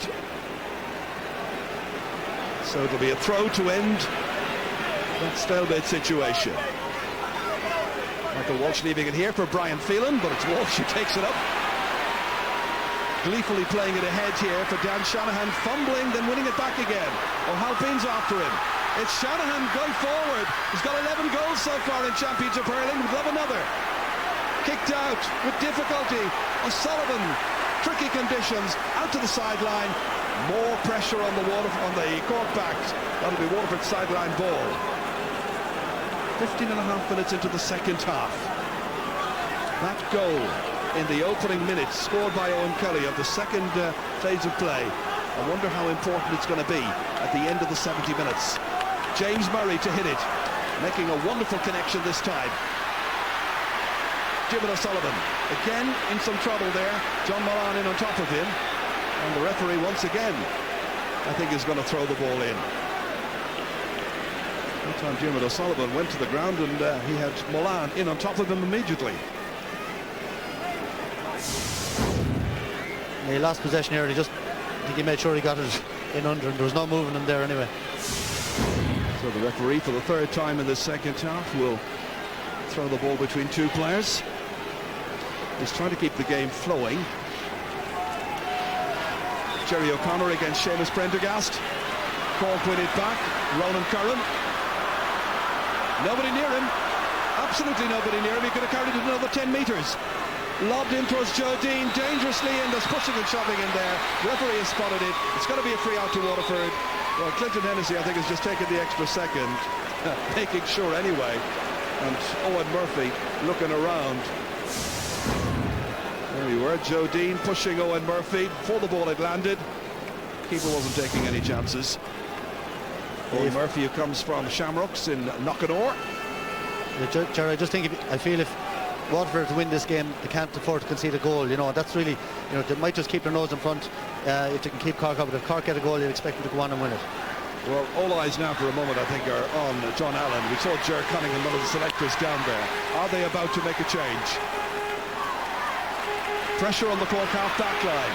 Dan Shanahan leaving it behind there. Once again, it's Pat Mulcahy, the captain, firing it forward there towards Brian Corcoran. It's such a good first half. Tony Brown now. Didn't go too far. Went straight to Brian Corcoran. Letting fly, but to the left. Missed opportunity. That's Cork's 10th wide in this match, and it's their third of the second half. Real difficulties for the champions. Joe Dean gone in full forward now. Owen Murphy has followed him. We're obviously hoping he'll get in there to nick a goal, get them more involved in the game. But I think Waterford have to start winning some possession from the puckouts. They're really struggling nearly right throughout the game to win anything, on Curran and Gardner in particular winning an awful lot of ball in the air. If that is the case, why is Justin's team still ahead? Yeah, I know. They're winning. They're using any chance they get. I suppose they're taking them well. Owen Kelly has hit the frees very well. You know, so it's one of those days. Cork again are, you know, look like they're going to score maybe they're 17 or 18 or 19 points as usual, but it's goals that hurt teams in Championship. Cork don't score a lot of them, and that's why Waterford are still ahead. That Owen Kelly goal, so important. So important, yeah. Fans are enjoying it. Great atmosphere here. Bit of a Munster Championship all the way up in Croke Park. Big attendance as well, 61,753 people. Brian Phelan being attended to and repaired, no doubt, ready for action again. Player has played most of his career back as a half-back, sometimes as a cornerback as well. And he's done much better in the second half. Tom Kenny really has been out of the game the second half so far. And that was the trend against Limerick as well. Great first half, struggled in the second. Michael Welch getting away from Jerry O'Connor. Still Michael Welch. Now leading a support player. The support player is Phelan. Lobbed in dangerously. Keeper comes. Oh, really good touch. He's the best in the business. Donald O'Cusa getting it out here. Swept away forward by Pat Mulcahy. Fumbled back there by James Murray. Coming in is Neil Ronan. Dodging away. Trying to get it on his stick. Difficult. Keeping his footing. 45 metres out when he let fly, but wide of the target again. The shooting isn't too good. Too many wides. Too many missed opportunities. Well, this time, Brian Phelan, you wonder whether he's going to be able to continue. Again, it's a cramp. Yeah, Jared, this is the crucial period. You know, for the last 3 years, 4 years, at this time Cork normally, you know, really power into the game and pull away from their opponents, and they've done it so often. They've come out of tight games and won them. So now the next 5 minutes is crucial for Waterford to win. They have to stay that couple of points ahead and keep Cork at bay and seeking to kick on themselves and win it. But this is when Cork are really dangerous. Their fitness levels are legendary at this stage. You know, they normally finish very, very strongly. Well, as you can see, Shane O'Sullivan has come in. He started the quarter-final, not selected to start today. Well, O'Sullivan comes in for his 9th championship experience. Now, what kind of a difference will that make? Jerry O'Connor. Cork haven't made any changes so far from the starting 15. They work it to Ronan Curran. What do we say about Cork not doing panic? Well, there's now 15 minutes left. Declan Prendergast. As far as Owen McGrath. At left half back when he hit that one. Up as far as John Molan. Beating Diarmuid O'Sullivan too. He's taking the rock way out of position. Pat Mulcahy's gone back there, helped by Sean O'Halpine, who's playing everywhere. Wherever Dan Shanahan goes, he goes as well. It may have had an unsettling effect on Cork at the back on occasions. Niall McCarthy injured and fouled. And Cork are about to make a change. And Cathal Naughton, a wing forward from Newton Shandrum, former minor, is coming on for Neil Ronan, who scored 3 points. And a yellow card there for Seamus Prendergast. So changes as Ronan goes off. He'll be very disappointed with that because he scored 3 points. This is up now towards the new man in, Cathal Naughton. Can he make a difference? What about that for a start? What about that for a point? Huge point by Cathal Naughton. And the margin is 2 points once again. This was a beauty. First touch, magnificent. So it's down to a 1 point difference, 111 to 13 points. Now who's going to win it? Diarmuid O'Sullivan, challenged there by Seamus Prendergast. And I think the Waterford players are incensed with O'Sullivan's tackle that he got away without a free. We'll have to see it. No, it was before that. This is the foul on him now, which is just for pulling the jersey back. It was just when the puck over was breaking. Lots and lots of things happening. Waterford fans unhappy with what happened before the foul on Diarmuid O'Sullivan. The referee has given the free to Cork. It is to be taken by Diarmuid O'Sullivan himself. This Cathal Naughton's a flyer, Gerard. I saw a lot of him with Newtown Shandrum over the last couple of years. Really pacey player.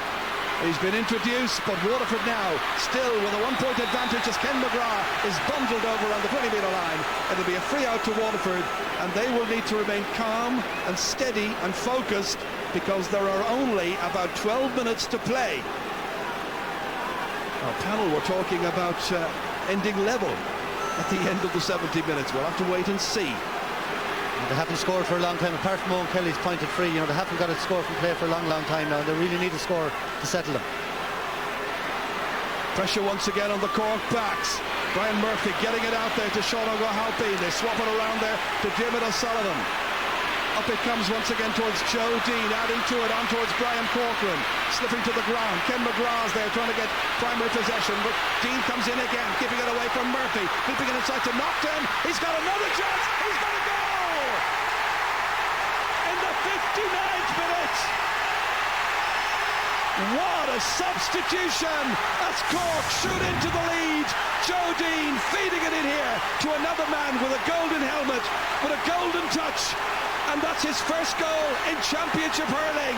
2 touches for Cathal Naughton, and he's got a goal and a point. That's what you call an impact sub. Now what can Waterford do? They've got a free. Michael Walsh was fouled. Now where's the money on? Such tension. It can go either way. No question about that. Has it swung back in John Allen's favour? I think those are Waterford faces we're looking at. Cork are lifted, but Waterford can get to within a point again if this goes over the bar. It's Owen Kelly, 1-5 so far. Low trajectory this time.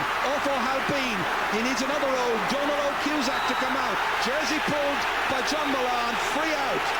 The champions are fired up. What a substitution to make. This was Donald O'Cusack just before he was fouled here. No question about it. Definitely a yellow card for John Milan there. But Owen Kelly, you know, when they needed that free to be knocked over the bar, mishit it. But just back to the goal, Ger, for a second. Great work by Corcoran again in the corner. But Joe Dean, I think something that he's been doing very, very well this year. He's laying off great ball all around him for a lot of scores, and he left a lovely ball into Cathal Naughton. And what a substitution. I was going to criticise Neil Rowan being taken off, but it's hard to argue with that with the Cork selectors. It's really worked out for them. They may have got it absolutely spot on again. They have so far. From the free, 2 against 1. Tony Brown needs a second touch. Comes spilling out here towards Michael Walsh again. Again is challenged by the other of 14, Brian Corcoran. High up into the air. Back down once again. This time it's Ben O'Connor to Jerry O'Connor. Steadying himself. Looking to put a bit more life between the teams. That's another. Jerry O'Connor's got a second point. It's almost like last year's championship meeting again, when Waterford went close but not quite close enough. They are now 3 points adrift, 114 to 111. 8 minutes and counting to go. John Milan slips. Brian Murphy takes it out. It comes towards Jerry O'Connor, leaves it for Ben this time. Back there to help. Brian, he's gone off. Back there helping out is Shane Sullivan and Tony Brown. This is Timmy McCarthy. Still trying to get it to the corner here. Tony Brown trying to get it back. Foul the man. Did he? The referee says play on. Comes out to Brian Corcoran. Looks at the target. And disgusted with himself the minute he hit it. Knew it was going wide. But so much intensity on all those faces. Puck out quickly taken. Referee wants it taken again. From a Waterford point of view, that might not be a bad thing because they weren't going to win it. Let's go down to the sideline once again to Marty. Yes, indeed, Chair, but as you were discussing there with Michael, there was a large and a very lengthy debate about whether to bring in Cathal Naughton or not. It was his second, possibly his third time warming up, and finally, after about a 3-minute debate, they finally brought him in. So a point of discussion, but what a substitution, as you said. Well, it's worked so far. Now, what's the Waterford response? Here's Michael Walsh, taking off, trying to make headway, wins a free, the referee decides.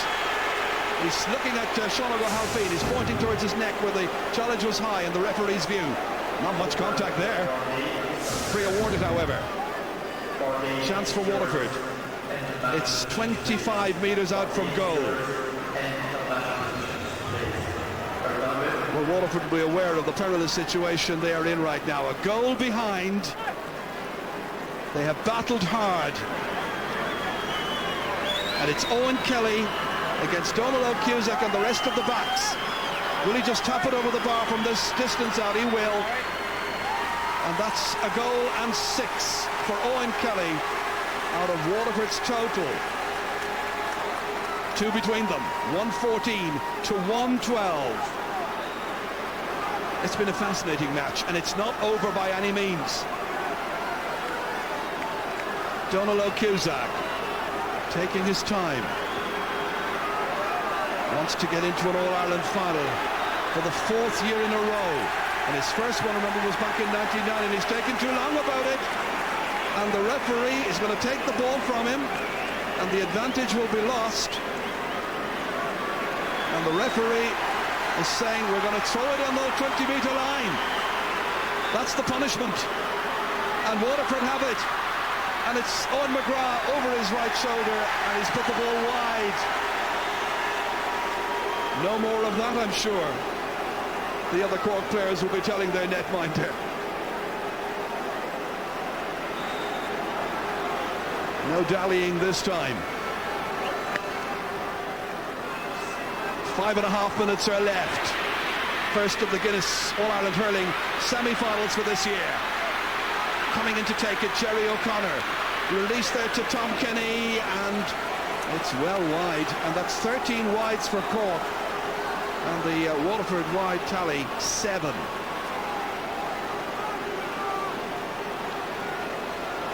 Well, the Waterford players will be aware of the different officials forming guards around the stadium. Always an indicator that the game is close to the finish. But there's only a 2-point difference. Hurley lost. Hurley thrown that time by Seamus Prendergast, and that's going to be a free to Cork. They look desperate at this stage, clinging on there to the hope that they might yet make it. Yeah, and the feeling we've talked about earlier in the half, the puck-outs, they're just not winning any possession at all against the Cork half backline. And Ronan Curran, particularly in the last 10 or 15 minutes, has become very dominant. And Sean Oak has had an immense game, I think, from the start of the game. He's been everywhere. Just looking at that in reprise again there, Ronan Curran seemed to be pulling Seamus Prendergast's jersey as he was going down. Yeah, there was a bit about that goes on, you know, and it's sometimes the referee gets caught in the blind side. John Allen once again having words there with Ger Cunningham, one of his selectors. Trusted, confident. Justin McCarthy with a chat with Owen McGrath. They can only watch as Joe Dean lines up this free some 50 metres out to widen the margin to 3 points.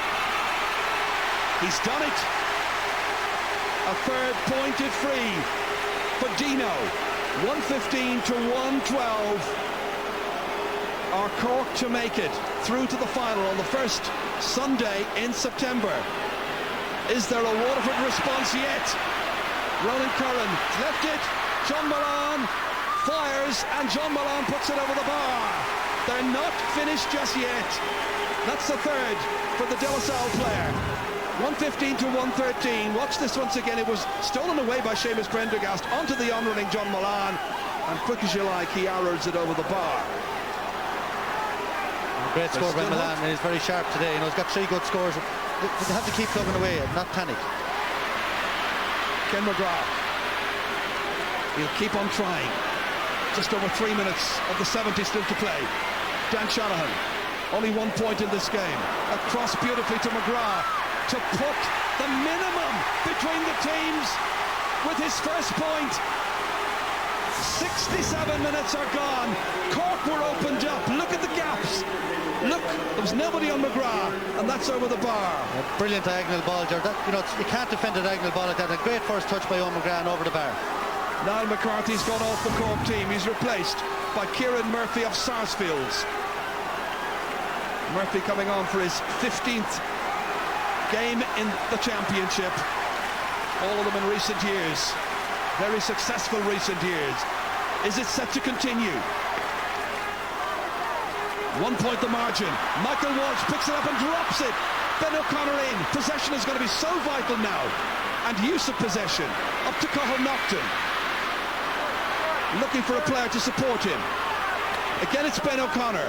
Opening up wide towards Joe Dean. Gets there first ahead of Owen Murphy. There's a support player. Holds on to it. Dino who got the last. Outside here to Tom Kenny. Lobbed in. It's dropping short. Clinton Hennessy, the one thing that Cork didn't want. And now there's a chance for a counter-attack for the challengers. Repelled by Ronan Curran magnificently at 4 Waterford players near him. Out to Sean O'Halpine. Back in once again towards Brian Corcoran. Runs on.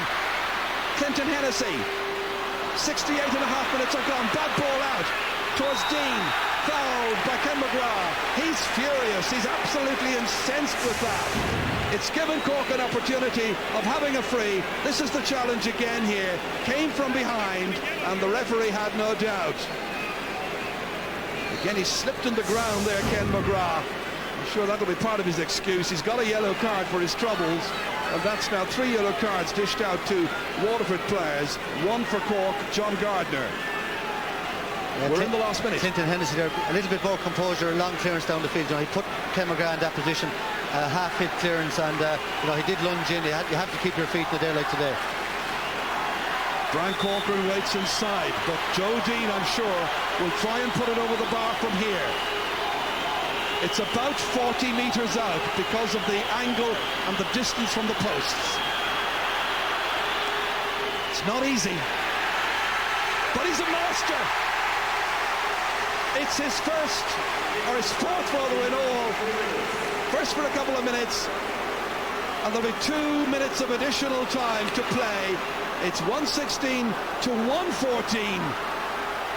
Gathered in well by Seamus Prendergast, and now a goal could win it for Waterford. John Moran firing it over the bar. It's back to a 1-point game. Well, if they got the ball down fast to players like John Moran earlier on, especially when there was that fumble by Clinton Hennessy, they mightn't have found themselves in arrears by 2 before he put that one over. 2 minutes to play, stoppage time. Does any team deserve to lose this? Cork are edging it. Champions trying to hold on. Ben O'Connor fumbles. Line ball to Waterford. Oh, the pressure. The tension, the drama. You can see it on the faces. Tony Brown, ready to hit this one. Man who made his championship debut back in 1992. Never played in an All-Ireland final. How he'd love to. All the way through. Denied again by Ronan Curran. Meandering his way out to Sean O'Halpine. They just need to hold on. There's a minute left after this. In towards Corcoran. Holding on is important. He's lost it to Ken McGrath. There's a chance for Waterford. That's a poor clearance. Still in play. But it's not any longer. And it's Cork's line ball. There's nothing Tony Brown could do about it. The pressure back on the Daisha. 50 seconds left to play. First of the semi-finals. If the second is just as eventful next Sunday afternoon between Kilkenny and Clare, it should certainly be well worth watching. Cork have 1 foot in a final. Look at the faces. Distraught Waterford fans. Is the game up for their team? 30 seconds left. Ben O'Connor mishits, but it gets there as far as Kieran Murphy. Back once again towards O'Connor. That ball's gone wide. This has to be it. 20 seconds left. Clinton Hennessy firing it down the field. Will the Daisha get another chance? Will they get another score? Again it's Ronan Curran. What a game he's played. He was taken off against Waterford last year because he played poorly against Seamus Prendergast. Today he's been magnificent, but James Murray and Waterford might have the last say in this game. Tony Brown closed down. Again they close it down. The referee is calling for the ball. Is that it? No, it's not. No, it's not. There's still time. It's got to be a free. It's a free to Waterford. The way the referee was acting there, a lot of the players and many of the fans thought it was the final whistle that was just about to come. That's the challenge there by Ben O'Connor, which the referee has penalised. Didn't see a lot of that. No, I think Tony Brown came under pressure there. A bad pass out to him, lost possession. Look, this is what it's about now. John Allen, Dr. Con Murphy watch. Ken McGrath is 65 metres out from his own goal. We are over time. His side are a point behind. Will they get a draw? Will it land over the bar? It's hit the post and it's come out! Cork are hanging on there. They wait for the whistle. There is no whistle. The referee says play away. Ben O'Connor's back there. Brian Corcoran's back there at left corner back. Still 116 to 115. Waterford refusing to give up. The referee continuing to play the time. We've played over 3 minutes at this stage. Who's going to win it? It's taken out here in the end by Tom Kenny. Out it comes. Waterford looking at the ball back. The referee giving them the time. That's a high challenge there by Seamus Prendergast on Brian Murphy. That's the final whistle. It's all over. What an eventful game. Cork have shown the character, the skill, the commitment to come back and deny gallant Waterford, who were absolutely crestfallen. They gave it everything they had, but the experience of the champions was manifest once again in the last 20 minutes. On the line, they made the changes. They replaced Neil Ronan, who had scored 3 fabulous points, with Cathal Naughton, a youngster from Newton Shandrum, who got a point with his first touch, a goal with his second after 59 minutes. And this is the difference between success and failure on the day in this most magnificent championship. Waterford absolutely down, out and shattered. It's hard to blame them. They will feel that they at least deserved a draw. But it's Cork who are in a 4th final in a row. The champions win by 116 to 115. Some match. Let's go down to Marty. Thank you, Ger. Some manager as well, John Allen. Congratulations, 4th All-Ireland final in a row, and the 3 in a row dream is still on. It is, Marty. That was a fantastic, as a game. I mean, the rain probably spoiled it, but I mean, it was tit for tat. It was point for point. We got a terrible start to the second half, down 4 points within 2 minutes. But the resolve that's in this team, is just magnificent. We eked out a result the last day. We eked out a result today. I'm just thrilled with it, Marty. They talk about a 20-man squad, a 30-man squad, but 20 players required to win any championship, be it club or county. Bringing in Cathal Naughton, I know you debated it for a while, it was a vital move. Was, absolutely. I mean, he came in, he got a goal and a point, his first touch of the ball, and then got a goal, and I suppose he would be a bit of a surprise, really, because anybody close to the team probably would have said Cathal Naughton wouldn't come on. But we just felt that we needed somebody with a bit of pace. The play was opened up at that stage, and touch wood, Cathal Naughton was the right choice.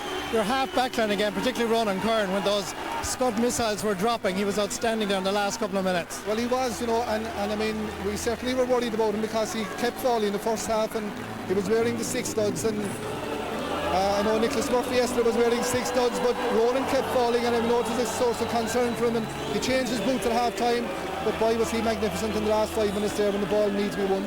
It's some year for Cork. I mean, the footballers in the All-Ireland semi-final, you're in the hurling final, and of course Munster won the Heineken Cup as well, so it's all happening down there. Well, I mean, this is a rite of passage, Marty, as we know, I mean, we're in the final, somebody else will be in the final after next Sunday. You don't get anything for winning semi-finals apart from being in the final, so we'll work hard, we'll do our homework, and we'll look forward to September the 3rd. Well, congratulations on winning a thrilling game. Well done, John Allen. Back to you, Michael. Thanks, Marty. Morrissey, congratulations to Cork. The performance of champions, I think you'd have to say at the end there, gentlemen. Well, 2 words come to mind at the end of that. Epic, first of all, for the contest that was in it.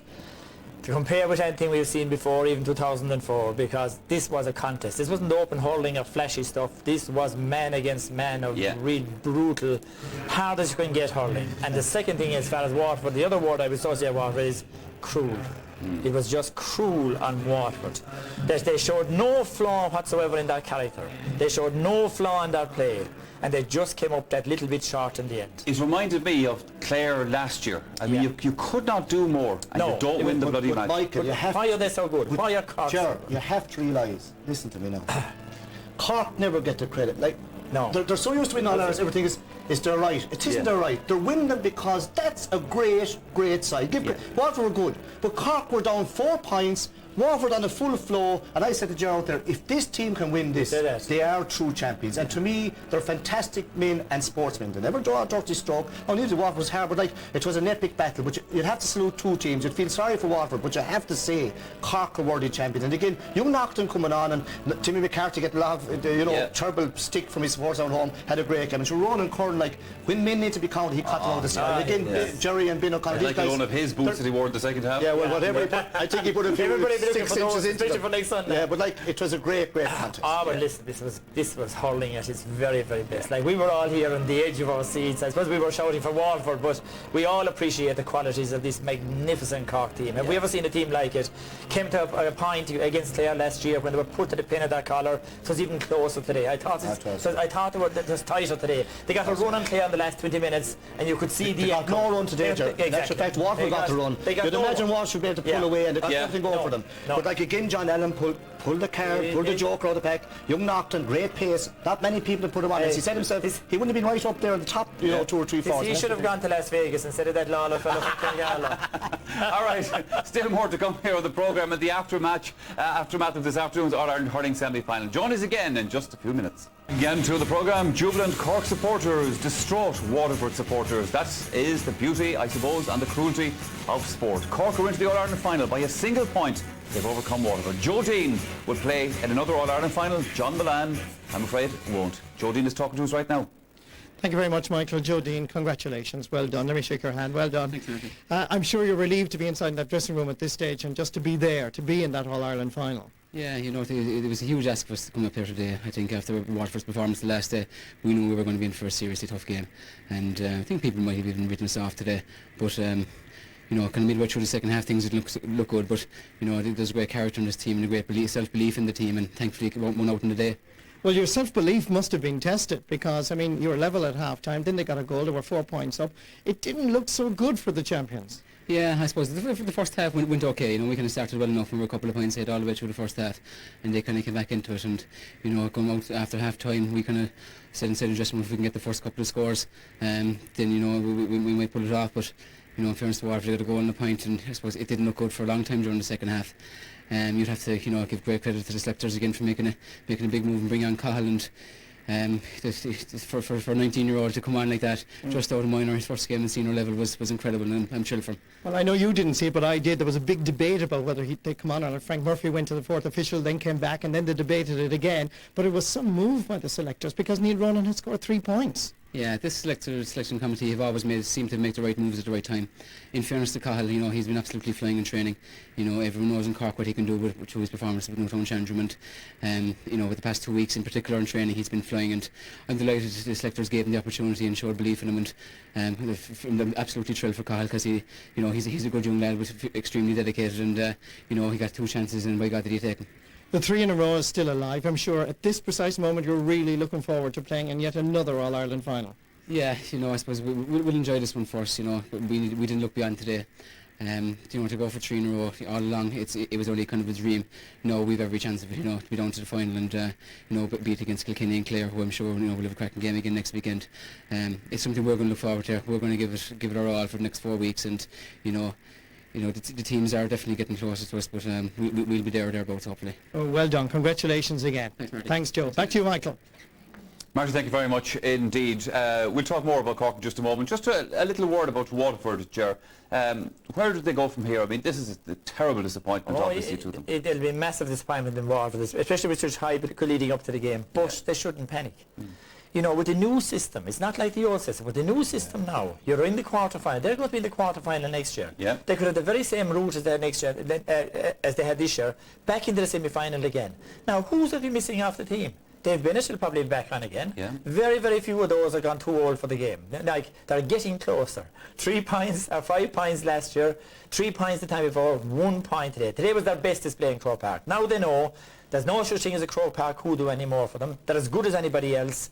So they'll take a month or 2 months to try and get over this disappointment. Yeah. But I'll tell you, they are as good as anybody in the country. They're a really great team, and their chance is not gone yet. I suppose, Cyril, they'll replay that game over. When you know your replay matches, you want one little thing Michael, to change. when you're beating a point, Timor replays, you say, you look at them and look at them. If you're beating 20 points, it's no problem. But they got the perfect start in the second half to go. You'd have to say, like, and Joe D mentioned there, they were hoping to tack on a few points. Cork should have been leading at half-time and they weren't. It was a perfect thing for Waterford. Nice thing to come out and they blitz Cork and go 4 points up. And we're saying that you're like, if Cork can come back from this thing, they really are champions. So they did. Like, and they walked through them. I thought Sullivan was, or McGrath was going to score himself. Great save. Next year wound up in the net. Like, you know, and Owen Kelly at this stage had gone back out to midfield. You'll see it come up in a minute. Like, they had the place at fight this stage. This ball is going along here now. There's a lovely flick. You've just seen it close because beats here. Just a little touch on here by Big Dan. Lovely flick. I thought he was going to bury this himself. Good save. Came back out. Now he kept going and bang, another save. Comes back out. Owen Kelly's in the right spot. Back of the net. Now that's a perfect start to the second half. And you'd wonder like where Cork going to go because they weren't getting scores that easy. And even though they had a lot of play, there wasn't that much happening. So, like, you know, it was the dream start for Waterford, and everyone was saying, like, well, if they're ever going to win, if they're ever going to beat Cork, it's today. And after this, like, they actually went another point up. Like, this came out beautifully again. I thought he should have gone low at the first shot, but, like, you know, Don Lowe was playing brilliant today. Like, it was very hard to pass him. Well, I'm sure at that stage, Justin McCarthy thought that maybe Waterford were on their way to the final. It wasn't to be. He's talking to us now. Justin, commiserations, and thank you indeed for joining us. Easy to do it when you win, not so easy when you lose, and particularly this particular All-Ireland semi-final. It must be heartbreaking. That room inside there must be devastated. Well, it is, because, you know, we came up with great expectation and, you know, we're well prepared and, you know, we had a good run in the last few games. And we knew that we were going to do, you know, very well. Obviously, we wanted to win the match and we thought we could win it. But a puck of a ball in the end, you know, a bit of a lottery, I suppose, with the conditions, a slippery ball here and there and so on. And it was just a bit of cruel luck in the end. I thought we were every bit as good and maybe should have stolen it, but just the way it went. Certainly at the beginning of the second half, it looked very bright for Waterford after that goal by Owen Kelly. You seem to be have your rhythm at that stage. Yeah, it was hard to get into a rhythm overall because, you know, it was a very close game. It was very tight marking, it was man-to-man stuff and there wasn't too much kind of leeway or room there to express oneself. But the goal was early, of course, don't forget, and there was time to come back for Cork, so, I mean, when they responded with another goal, then kind of contracted that. But I still thought we were there right up to the end. I thought we maybe, a decision here and there maybe we could have got, but having said that, you know, it's just very disappointing, you know. A draw probably, from your perspective, and probably from a few neutrals as well, might have been a fair result. Yeah, but that's sport and that's the way it is, and we have to just move on.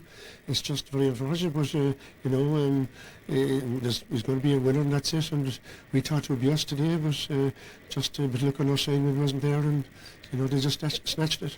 You mightn't be in the mood. I know you're a very proud Corkman, despite being Waterford manager, but Cork showed great character to come back because you really had them literally on the wire. Well, I think they responded to us too. Sometimes teams respond to teams. And naturally they were going to respond to our own play and the way we were going, and they were going to sort of get back again because they've, you know, a lot of success behind them down through the years, so they weren't going to give in easily, and we knew that. But it was a case of who's going to get a break maybe here or there in the end, or maybe a ball that might get out. I know it's going to be very close, but it just wasn't our day then. Are you going to stay with Waterford, Justin? Well, let's see how things go. I won't make a commitment right now. Yeah, well, look, always appreciate your help and contribution to the Sunday game. Thank you very much, Justin. Well done. Back to you, Michael. Yeah, not an easy thing to walk out of a losing dressing room and face the media and face the cameras. Thanks very much indeed to Justin. Carl Naughton, when they needed something to happen, young lad from Newton Shandrum. Well, we saw him here final in Newton Shandrum, you know, and he was well marked that day, but today he came in, he was the rabbit out of the hat, very first touch, very first touch of the ball, comes out, gets it, puts it over the bar. Now, isn't that a dream start for a 19-year-old? That was the first touch, he was just in. And put it over the bar. A great score of his left-hand side, right at the sideline. An inspirational score to get them right back in the game. But of course, this was the move all the way from David O'Sullivan, the full-back. Now you see how they went long today. They didn't, and a great pull by Joe Dean. Now Brian Calkins wins the ball here. Now look at Joe Dean continued on. Joe Dean was at midfield when he pulled in that ball, and a great pass. Naughton runs off a great pass, and look at the composure for 19-year-olds. You know, yeah, watch when he gets the ball now. The goalie's coming towards him. A lot of fellas go for the shot there, but he turned to his left and just flicked it into the net. Actually dropped the ball down. That's right, let it down. The goalie is expecting this rasper of a shot. He let it down low and just tapped it into even the net, first score, Michael, I know it was a great point, but you have to credit the free taker. That ball it wasn't hit long high. He actually placed it in front of me, and it was a big thing too, because only after coming on, but it was actually hit down. It was a pass. Now Cork are very good. They don't lose composure, even though they played a lot of long balls today, but still under pressure there, kept it low, played a lovely ball into him. You were saying earlier on that we must give them credit for being the great team that they are. A great team is made up of great players, the kind of players, say Jerry O'Connell for example, who will just pull a score out for you. That's most guys won't. He has the pace and he has the vision and he also has belief. No, believe it, it took him a long time to make the team, but like he's always good for a big one. Like he's standing out here, like, you know, gets a good rattle, comes back, Rossi's both sides and over on the left, over the bar. Now that's an inspiration score when Cork needed it again, like, you know, and Waterford, all you can do is look up at it. Himself and Kinney are doing this all year, like, you know, they're popping a few from here and there, and like, you know, you just can't hold them because they are very, very good from outside. They're two very good athletes, and as Gerald said to me earlier on, they finish very strong always, like they're running and they're physical. He scored the winning point against Clare last year as well. Yeah, you know, the contribution he makes from midfield is incredible. He did damage to Galway. He did damage to Galway. And when Tom Kenny went out of the game, when Brick Welch came out and Tom Kenny went out of the game, he took up the man. They're averaging 3 or 4 points a game from play, plus getting foul out, so it's a lot from midfield. They're nice well, they had 3, you're dead right, they're averaging 3 or 4 points. They got 3 today. Tom Kenny got 1 and he got 2. And that's a huge contribution. Cyril, are Clare, or Gerald Clare going to do it next week against Kilkenny? Well, if we see anything like we had today, and if Clare had that point to hit, it'll be even better than that. Hold on now, it's going to be a different game. It'll be completely different. Next Sunday will be a tighter. To be even tighter even than that. You know, especially if you get a day like today, a wet day like that. Way more physical. You know, Clare's big tactic will be to impose their physical game on Kilkenny next Sunday. And they have done great preparation for it. And the big test is of the Clare forwards. Clare have now the best scoring forwards they've had in the last 20 years. You know, like they have no James O'Connor, but they have other 6 forwards who can score and who have great physique. How they play next Sunday, the result of next Sunday's game will depend on how they perform. Sir? Yeah, well, I still think that Kilkenny will be very hard to beat because they are improving that little bit the whole time. Now, I know the Clare forwards are very physical. The ref will have a big bearing on the more than today. Like, if he's very, very strict, I think it might suit Kilkenny. Kilkenny may not be fully sure of their team, but I was down there about 2 weeks ago at a training session and they had a match among themselves, and like it was like when I saw in Clare one time, the whistle wasn't blowing that much and they were really kind of gearing up for it. It's going to take a good team to beat them because deep down, it isn't that they like, you know, who to beat the fight, but deep down they believe that they are the ones to stop Cork. Now I know they have to jump the next fence first. Like Clare will believe that they're good enough to win, but like you'd have to favour, like the favourites will be Kilkenny going into it. But Clare, of course, have their own motivation as well, obviously after last year. Well, they have, you see, and Anthony Daly has got to the quarter-final his first year, he's got to the semi-final his second year, maybe the final his third year. You know, and now I would say, and I would agree with Cyril there, I would say that that Cork's victory today is a huge boost to Kilkenny. They want to stop Cork winning that 3 in a row. They're not going to say that, but they want it because Cork did that to them two years ago, and they want to get revenge on that. And they've developed this new game that they think will be successful against Cork. So it's next Sunday's the big hurdle for them. If they get over next Sunday, then we'll have some epic All-Ireland, I think. Because the tally, like, is pipping between the two of them for the number of All-Irelands won. Listen, you have to give them credit. It's okay, we'll be saying like as pundits, it'd be great for hurling if the likes of, say, a Waterford Clare final, and that's, you know, to be changed, but they're the benchmark. The Corks and Kilkennys are up there at the top, and they're up there because they are good players. They're doing powerful work underneath. That young Knox only played minor over a year ago. I saw him for Newtownshire, very fast, like, and a beautiful hurler, but like they threw him out of the hat today. Like, they're getting the stuff coming through. Now it's up to the other counties to get all their structures right underneath and work it through. Now Clare are a county, probably they haven't won much under 21, but they're still a very strong senior team. Well, gentlemen, the stadium is clearing out here in Croke Park, but of course it'll be filling up again next weekend because 2 very, very big matches. It'll be fairly full, I can assure you. Next Saturday it's Dublin and Westmeath in the All-Ireland Senior Football quarter-final. Also on the programme next week is the Nicky Rackard Cup final, that between Derry and Donegal, and we're on the air on RTE2 at 1:40. Then next Sunday on the Sunday Game Live, the second of the All-Ireland semi-finals. We'll be just talking about Kilkenny against Clare, and also of course the All-Ireland Senior Football quarter-final between Mayo and Laois. Some entertainment next week, 1:45 we're on the air. Park Live is on Wednesday, that's at 9:50. Park all over this weekend. It's time for us to pull down the shutters for the time being, but no doubt the week ahead will only be the quiet before the storm as the next batch of championship hopefuls hit town. Cyril Farrell and Gerald Mann have been here with me for the afternoon giving their considered views on today's games. So it just remains for me to wish you a safe remainder of this bank holiday weekend, and hopefully you'll join us next weekend for more high drive. lift, and I suppose they got the goal. Owen Kelly came in around the side, and we were a bit worried about after that. But I suppose the main thing was not to panic, and keep trying to chip away the points. And we were lucky enough that Cottle came on halfway through the second half and got a great goal and point for us and really turned the game. You're going to have people saying it's the end of the road for us, but I don't see it as the end of the road, And I wouldn't like to see criticism coming upon Justin McCarthy either, because he's been a great manager, and we have great success on him. He's had to bring us to 3 semi-finals, which is an unbelievable record, but we're just an unlucky team. We just can't break this semi-final barrier, but it's by far no means the end of the road for this team. Pete, John Loughnane summed up the game afterwards. He says 2 words: epic and cruel. How would you sum today's game up? Ger was pretty accurate in his description of it. We all had anticipated that it was going to be a classic as a result of the underground conditions, and it was so greasy. That was never going to happen. There was so much at stake for both teams. Cork going for 3 in a row, and Waterford hoping to get into their first All-Ireland in 43 years. There was so much to lose that it never really got into an open game of hurling really into the second half. It was tight throughout. It was level at half-time. Waterford were probably happy to be there. But in the second half, it opened up. And with 72 minutes on the clock and Ken McGrath standing over a ball and the width of a post decided whether to go to a replay or not, it was a classic. It was a great game. It was man-to-man. It was hard hurling. And so it was not a classic, but a great contest rather than a great game. A great contest, a great battle that, in fairness to Waterford, they did everything they possibly could to dethrone the champions. They'll be wondering tonight, what does it take to stop this Cork team? And in fairness to Cork, when the chips were down, when there were 4 points down early in the second half, when men were needed, they stood up to the mantle and they gave us the answer that they're still the champions. Tomas, 13 championship victories. What's the secret? Well, I suppose, Pat, when you look at it, I suppose they've lost 2 games in the last 4 years, right? And in the last 2 years, they've beaten 4 Munster teams on their way to an All-Ireland final, So, I mean, people can't say they've done it easier. They've done it the hard way. They've won the Munster Championship campaigns.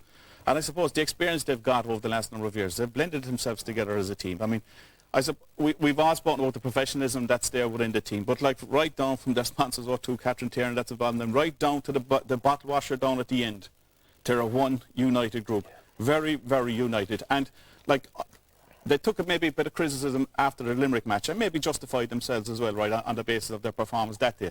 But they knew themselves over the last couple of weeks. It was beginning to hurt them. People had written them off. People said they were slipping today. They were going to slip today. And when the questions were, as Peter said, when questions were asked today, they came up. They certainly came up. But as John Allen said after the game today, he said, we eked out a result against Limerick. We eked out a result today. Is there a danger that they mightn't be able to eke out a result in a final against Kilkenny or Clare? No doubt about that, Pat. I mean, every team is capable of being beaten, and you go out and give your honest 70 minutes, and at the end of the day, if that's not good enough, and today for Waterford, it was just a puck of the ball that was in it, right? I mean, and that has been the case between Cork and Waterford over the years, right? And Cork had the luck today where it mattered most, and I suppose the key moment today was the introduction of Cotton Loughnane, and when they needed somebody up front, they were ready to bring in a bit of pace, and he got the scores. Pete, at the end of the day, when the Cork backs were to the wall, their key players provided leadership. Yeah, there's a huge difference between almost winning and almost losing. And Cork are almost winning, but they're not losing. And that's the difference. They've been almost beaten for 3 or 4 matches throughout this campaign, and a bit last year against Clare as well. But when it comes to the crunch and when they need somebody to stand up and be counted, Cork have these players in their panel. Everywhere these leaders. Ronan Curran in the last 2 or 3 minutes. What's on the clock there? 68 minutes, 1 point in it. Ball out of the air, straight back down the field. A minute later, ball down on top of him again. There he was, standing, man in the middle of the field, takes it down and sets up another attack. And look at this, you have your cornerback and you have your fullback on your own inline defending. Your full forward on your own inline. I know Brian Corcoran won an All-Ireland at cornerback, but he was no good at full forward at that stage. He came back and he's the man on the ball. He's not going to let Waterford get this last point to deny them the chance of 3 in a row. And they have leaders throughout the field. You're on the inline, a point up, you need this to secure the victory. Joe Dean always comes up front, and that's why this Cork team has gone from panic. They do not do panic, and at the moment they're not doing seconds either. Tomas, we said that Pete remarked how Waterford did everything right today. So where did it go wrong? They lost the game by a point. Yeah, Pat, it's I suppose, I mean, I know a lot of Waterford people are going to tonight and no more than anybody else, but the team itself, and they felt they really had a great chance today, and certainly, I mean, they did put it up the Cork, but they had, to go nearly almost 35 minutes in the first half without actually getting a point from play, you know. I mean, they did get a good few scores, but most of them were coming from frees. They weren't punishing the possession that they had, you know, and at the other end, Cork was slipping over the points, you know, and they were kind of keeping with Waterford. And I suppose after half-time, when they did get the goal, Pat, and when they did get the 4 points ahead, they didn't press home the advantage. I thought at that stage, I mean, the Waterford crowd were up in the stands at that stage, that maybe this is the Waterford team that we saw the last day against Tipperary. When they got into the lead, they take on, they drive on from there. But that probably shows the strength of the Cork team as well. I mean, fairness to Waterford, you can't criticise Waterford tonight. They did very, very well. A lot of texts and emails about 2 refereeing decisions in particular.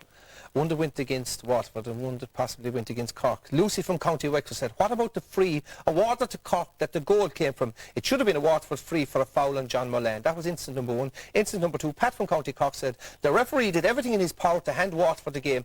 Just look at the last free. So let's look at the 2 incidents. And let's be fair to Waterford as well. I mean, today, I suppose, they look at it on when it happened in the game. Was Mullane fouled here? There's no doubt about it. He's fouled, yeah. I mean, it was a free for Waterford. There's no doubt about that. And the crowd were irate. John Mullane himself, it was irate, you know. And unfortunately, in games like that, you get decisions when they go against them. And to be fair, I mean, we're showing these highlights because people, a minute elapsed, and like the ball hadn't gone out of play, and Cork got the goal from it. You know, so Waterford people feel irate about that, and it's right that people highlight and these they things. can feel aggrieved. Here's the last free of the game. Personally, I don't think it's a free. Okay, Tony Brown had his head low, but Ben O'Connor was well entitled to challenge to that ball. He flicked it out and he was just controlling. I personally don't think that was a free now today. But like referees generally give a chance to I mean, that's what it looked like to me today, was a chance to equalise the game. And if the ball that hit the post, if it went over, I'm sure maybe a final whistle was blown at that stage. Listen, let's briefly, where now for Waterford? Because we know they have the hurlers, but mentally they must be really down. It'll be very difficult to get them back, will it? It will be difficult to pick up the pieces again. And John Mullane there, he said in his interview, he says, that we're an unlucky team, that, you know. But having said that, now they provided some entertainment for their supporters. They are unfortunate that they didn't get to an All-Ireland final in the last 5 or 6 years. Unless, Pat, there's a change to the structure of the championships or something like that going forward. I mean, Waterford are still in the top 2-3 teams in the country, right? They'll be qualified at stage 1 to final stage all the time. That we got loads of texts and emails saying it was a great game. The majority of the texts and emails that came in tonight were about the pitch. Dave Hanley from County Clare, the J have to take up that pitch. It's a disgrace to ask players to huddle on it. Ash from County Cork, the state of the Croke Park pitch today was appalling. All the players were slipping. It was like huddling on ice, lads. Well, it was, Pat, I mean, it was very difficult today. And I mean, watching the game closely today, and even before the game, you see both sets of players out in the field, wanting to know what stud should I wear, what kind of gear, or what should be 6-studded, or should it be... Look, I mean, this is basic stuff, realistically, trying to get away from their markers. Look, fellas slipping and sliding. I mean, there is certainly something wrong with it, and it's something wrong with the surface there, Pat. It can't be right. I mean, again, yesterday, it was a dry summer's day yesterday in Croke Park, and people were slipping again yesterday in Croke Park, and it's not fair on the players. Irrespective of what studs they use, they're falling, haven't they? Well, it seems to be, it's extremely hard on the bottom, but there seems to be a synthetic woven grass. It's grass with some synthetic grasses within it, and no matter what boot you wear, you cannot penetrate this. And you're actually, if you put on 6 studs, you actually only have the little 6 studs. That's what you're standing on. If you put on the blades, you have those. And regardless what boot you don't see scrawls rising in Croke Park anymore. Something must be done. Absolutely. I mean, Anthony Daly was very strong in his opinions over there a couple of weeks ago, Pat, as well. And like somebody said, maybe Billy Joel slipped there last week as well, I believe as well. He got paid there. Listen, man of the match time, Tomas, contenders? Yeah, I mean, you had a lot of contenders on both sides, realistically, I suppose. I mean, from a Waterford perspective, Ken McGrath, Tony Brown were brilliant. I thought Owen Murphy, a cornerback, gave a very, very good, solid performance again. Ron Kern, Peter mentioned about leaders standing up as well. And one man that has come in for a lot of criticism, I think, from a Cork public point of view, and maybe countrywide as well, is Timmy McCarthy. He stood up to the mark today. He had a fantastic game, and great credit to him because he shipped a lot of criticism. So, Pete, who did he nominate as man of the match? Man of the match, Donald Cusick. He was outstanding from the word go. It's not often we nominate goalies. It's not too often, and it's not the sign of a good team when your goalkeeper is under pressure, but you could never say he was under pressure, because look as he catches this ball here, a ball dropping down top of him, a forward coming in, swings, he never takes his eye off the ball. Again, a ball takes a deflection here from Mulcahy onto his hurley, what control, looks out, sees the man and gets clearance away. Again, a ball dropping at his feet, first touch into his hand, finds a man out loose. He was absolutely outstanding in goals today. Yeah, I mean, his preparation, his dedication to the game is second to none, and also unanimous, definitely, yeah. After today's match, Donal Cusack spoke to our man, Darren Maloney. I'm delighted to present the R-Team Sunday Game Man of the Match Award to Donal Cusack. Great performance, Donal. Congratulations. Let me shake your hand. I'm sure you're relieved not alone to be the man of the match, but indeed to be in another All-Ireland final. Yeah, relieved, I suppose, Matt. You know, it was such a tight game, and in the end of the day it could have went anyway, and we're just delighted to be in the final now, and, you know, hopefully we can go on and, I suppose, you know, get where we want to get, and we're only one step away from it. So, you know, yeah, we're delighted and relieved. You were under pressure there a couple of times, particularly in the first half, and indeed in the second half you made at least 2 point-blank saves. Yeah, you know, I suppose we were bound to come under pressure. You know, Waterford are an outstanding team, especially over the last number of years. And, you know, we knew we were going to be under pressure, and I suppose we were just delighted to be able to contribute to the whole team. Well, there was an intriguing curtain raiser. It really hasn't been a good year so far for Galway. Their hurlers didn't perform in the first half quarter-final against Kilkenny and lost. The senior footballers lost the Connacht final to Mayo, and subsequently lost surprisingly to Westmeath in their own backyard. Enter a ray of hope, the Galway minor hurling team. They're going for a 3 in a row and faced a massive test against Cork in today's All-Ireland semi-final. The Western Stars settled quickly, and their captain Joe Canning had the ball in the net after just 5 minutes after Cork goalkeeper Matthew Collins had made a good save. Despite this setback, Cork soon found their rhythm and struck back with some fine points, especially their fourth, scored by centre-half forward Brian Corrie. It gave Galway a lead at this stage of just 1-6 to 4 points. The Leesiders had their chances in the opening half, but Galway goalkeeper James Skehill was in outstanding form.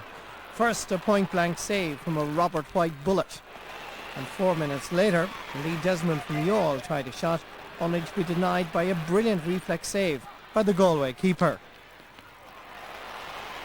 Cork learned their lesson and started taking points from far out the field. Ballymartle's Brian Corrie, a very impressive centre-half forward, again the marksman here.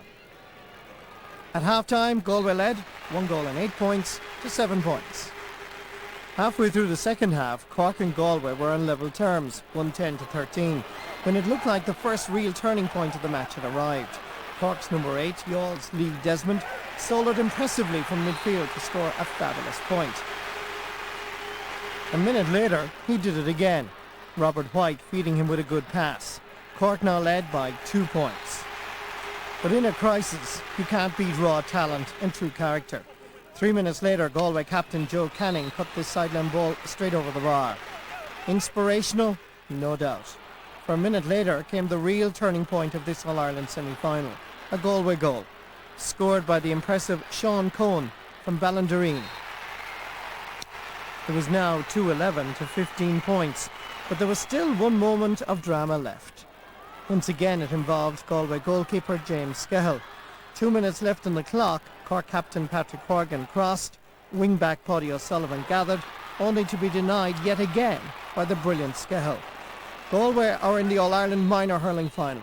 They beat Cork today by 2-12 to 16 points. Any day you go out and beat Cork by a point, it's unbelievable, and the way we did it today didn't look good coming in the last 10 minutes there. They were up a point or two, so when we got the goal we kind of just held on at the end, so it was great. Did you feel a lot of pressure on being captain as well and trying to get to that third All-Ireland final in a row? Well, no, you always feel pressure as a player, but being captain, there's an extra kind of a pressure, alright, but when you have lads like James Skehill there, he was there last year, and when you have lads over the team like Manny Murphy, they take the pressure off you, and it's easier to play your own game then, you know. Looking forward to it. Very, very much so.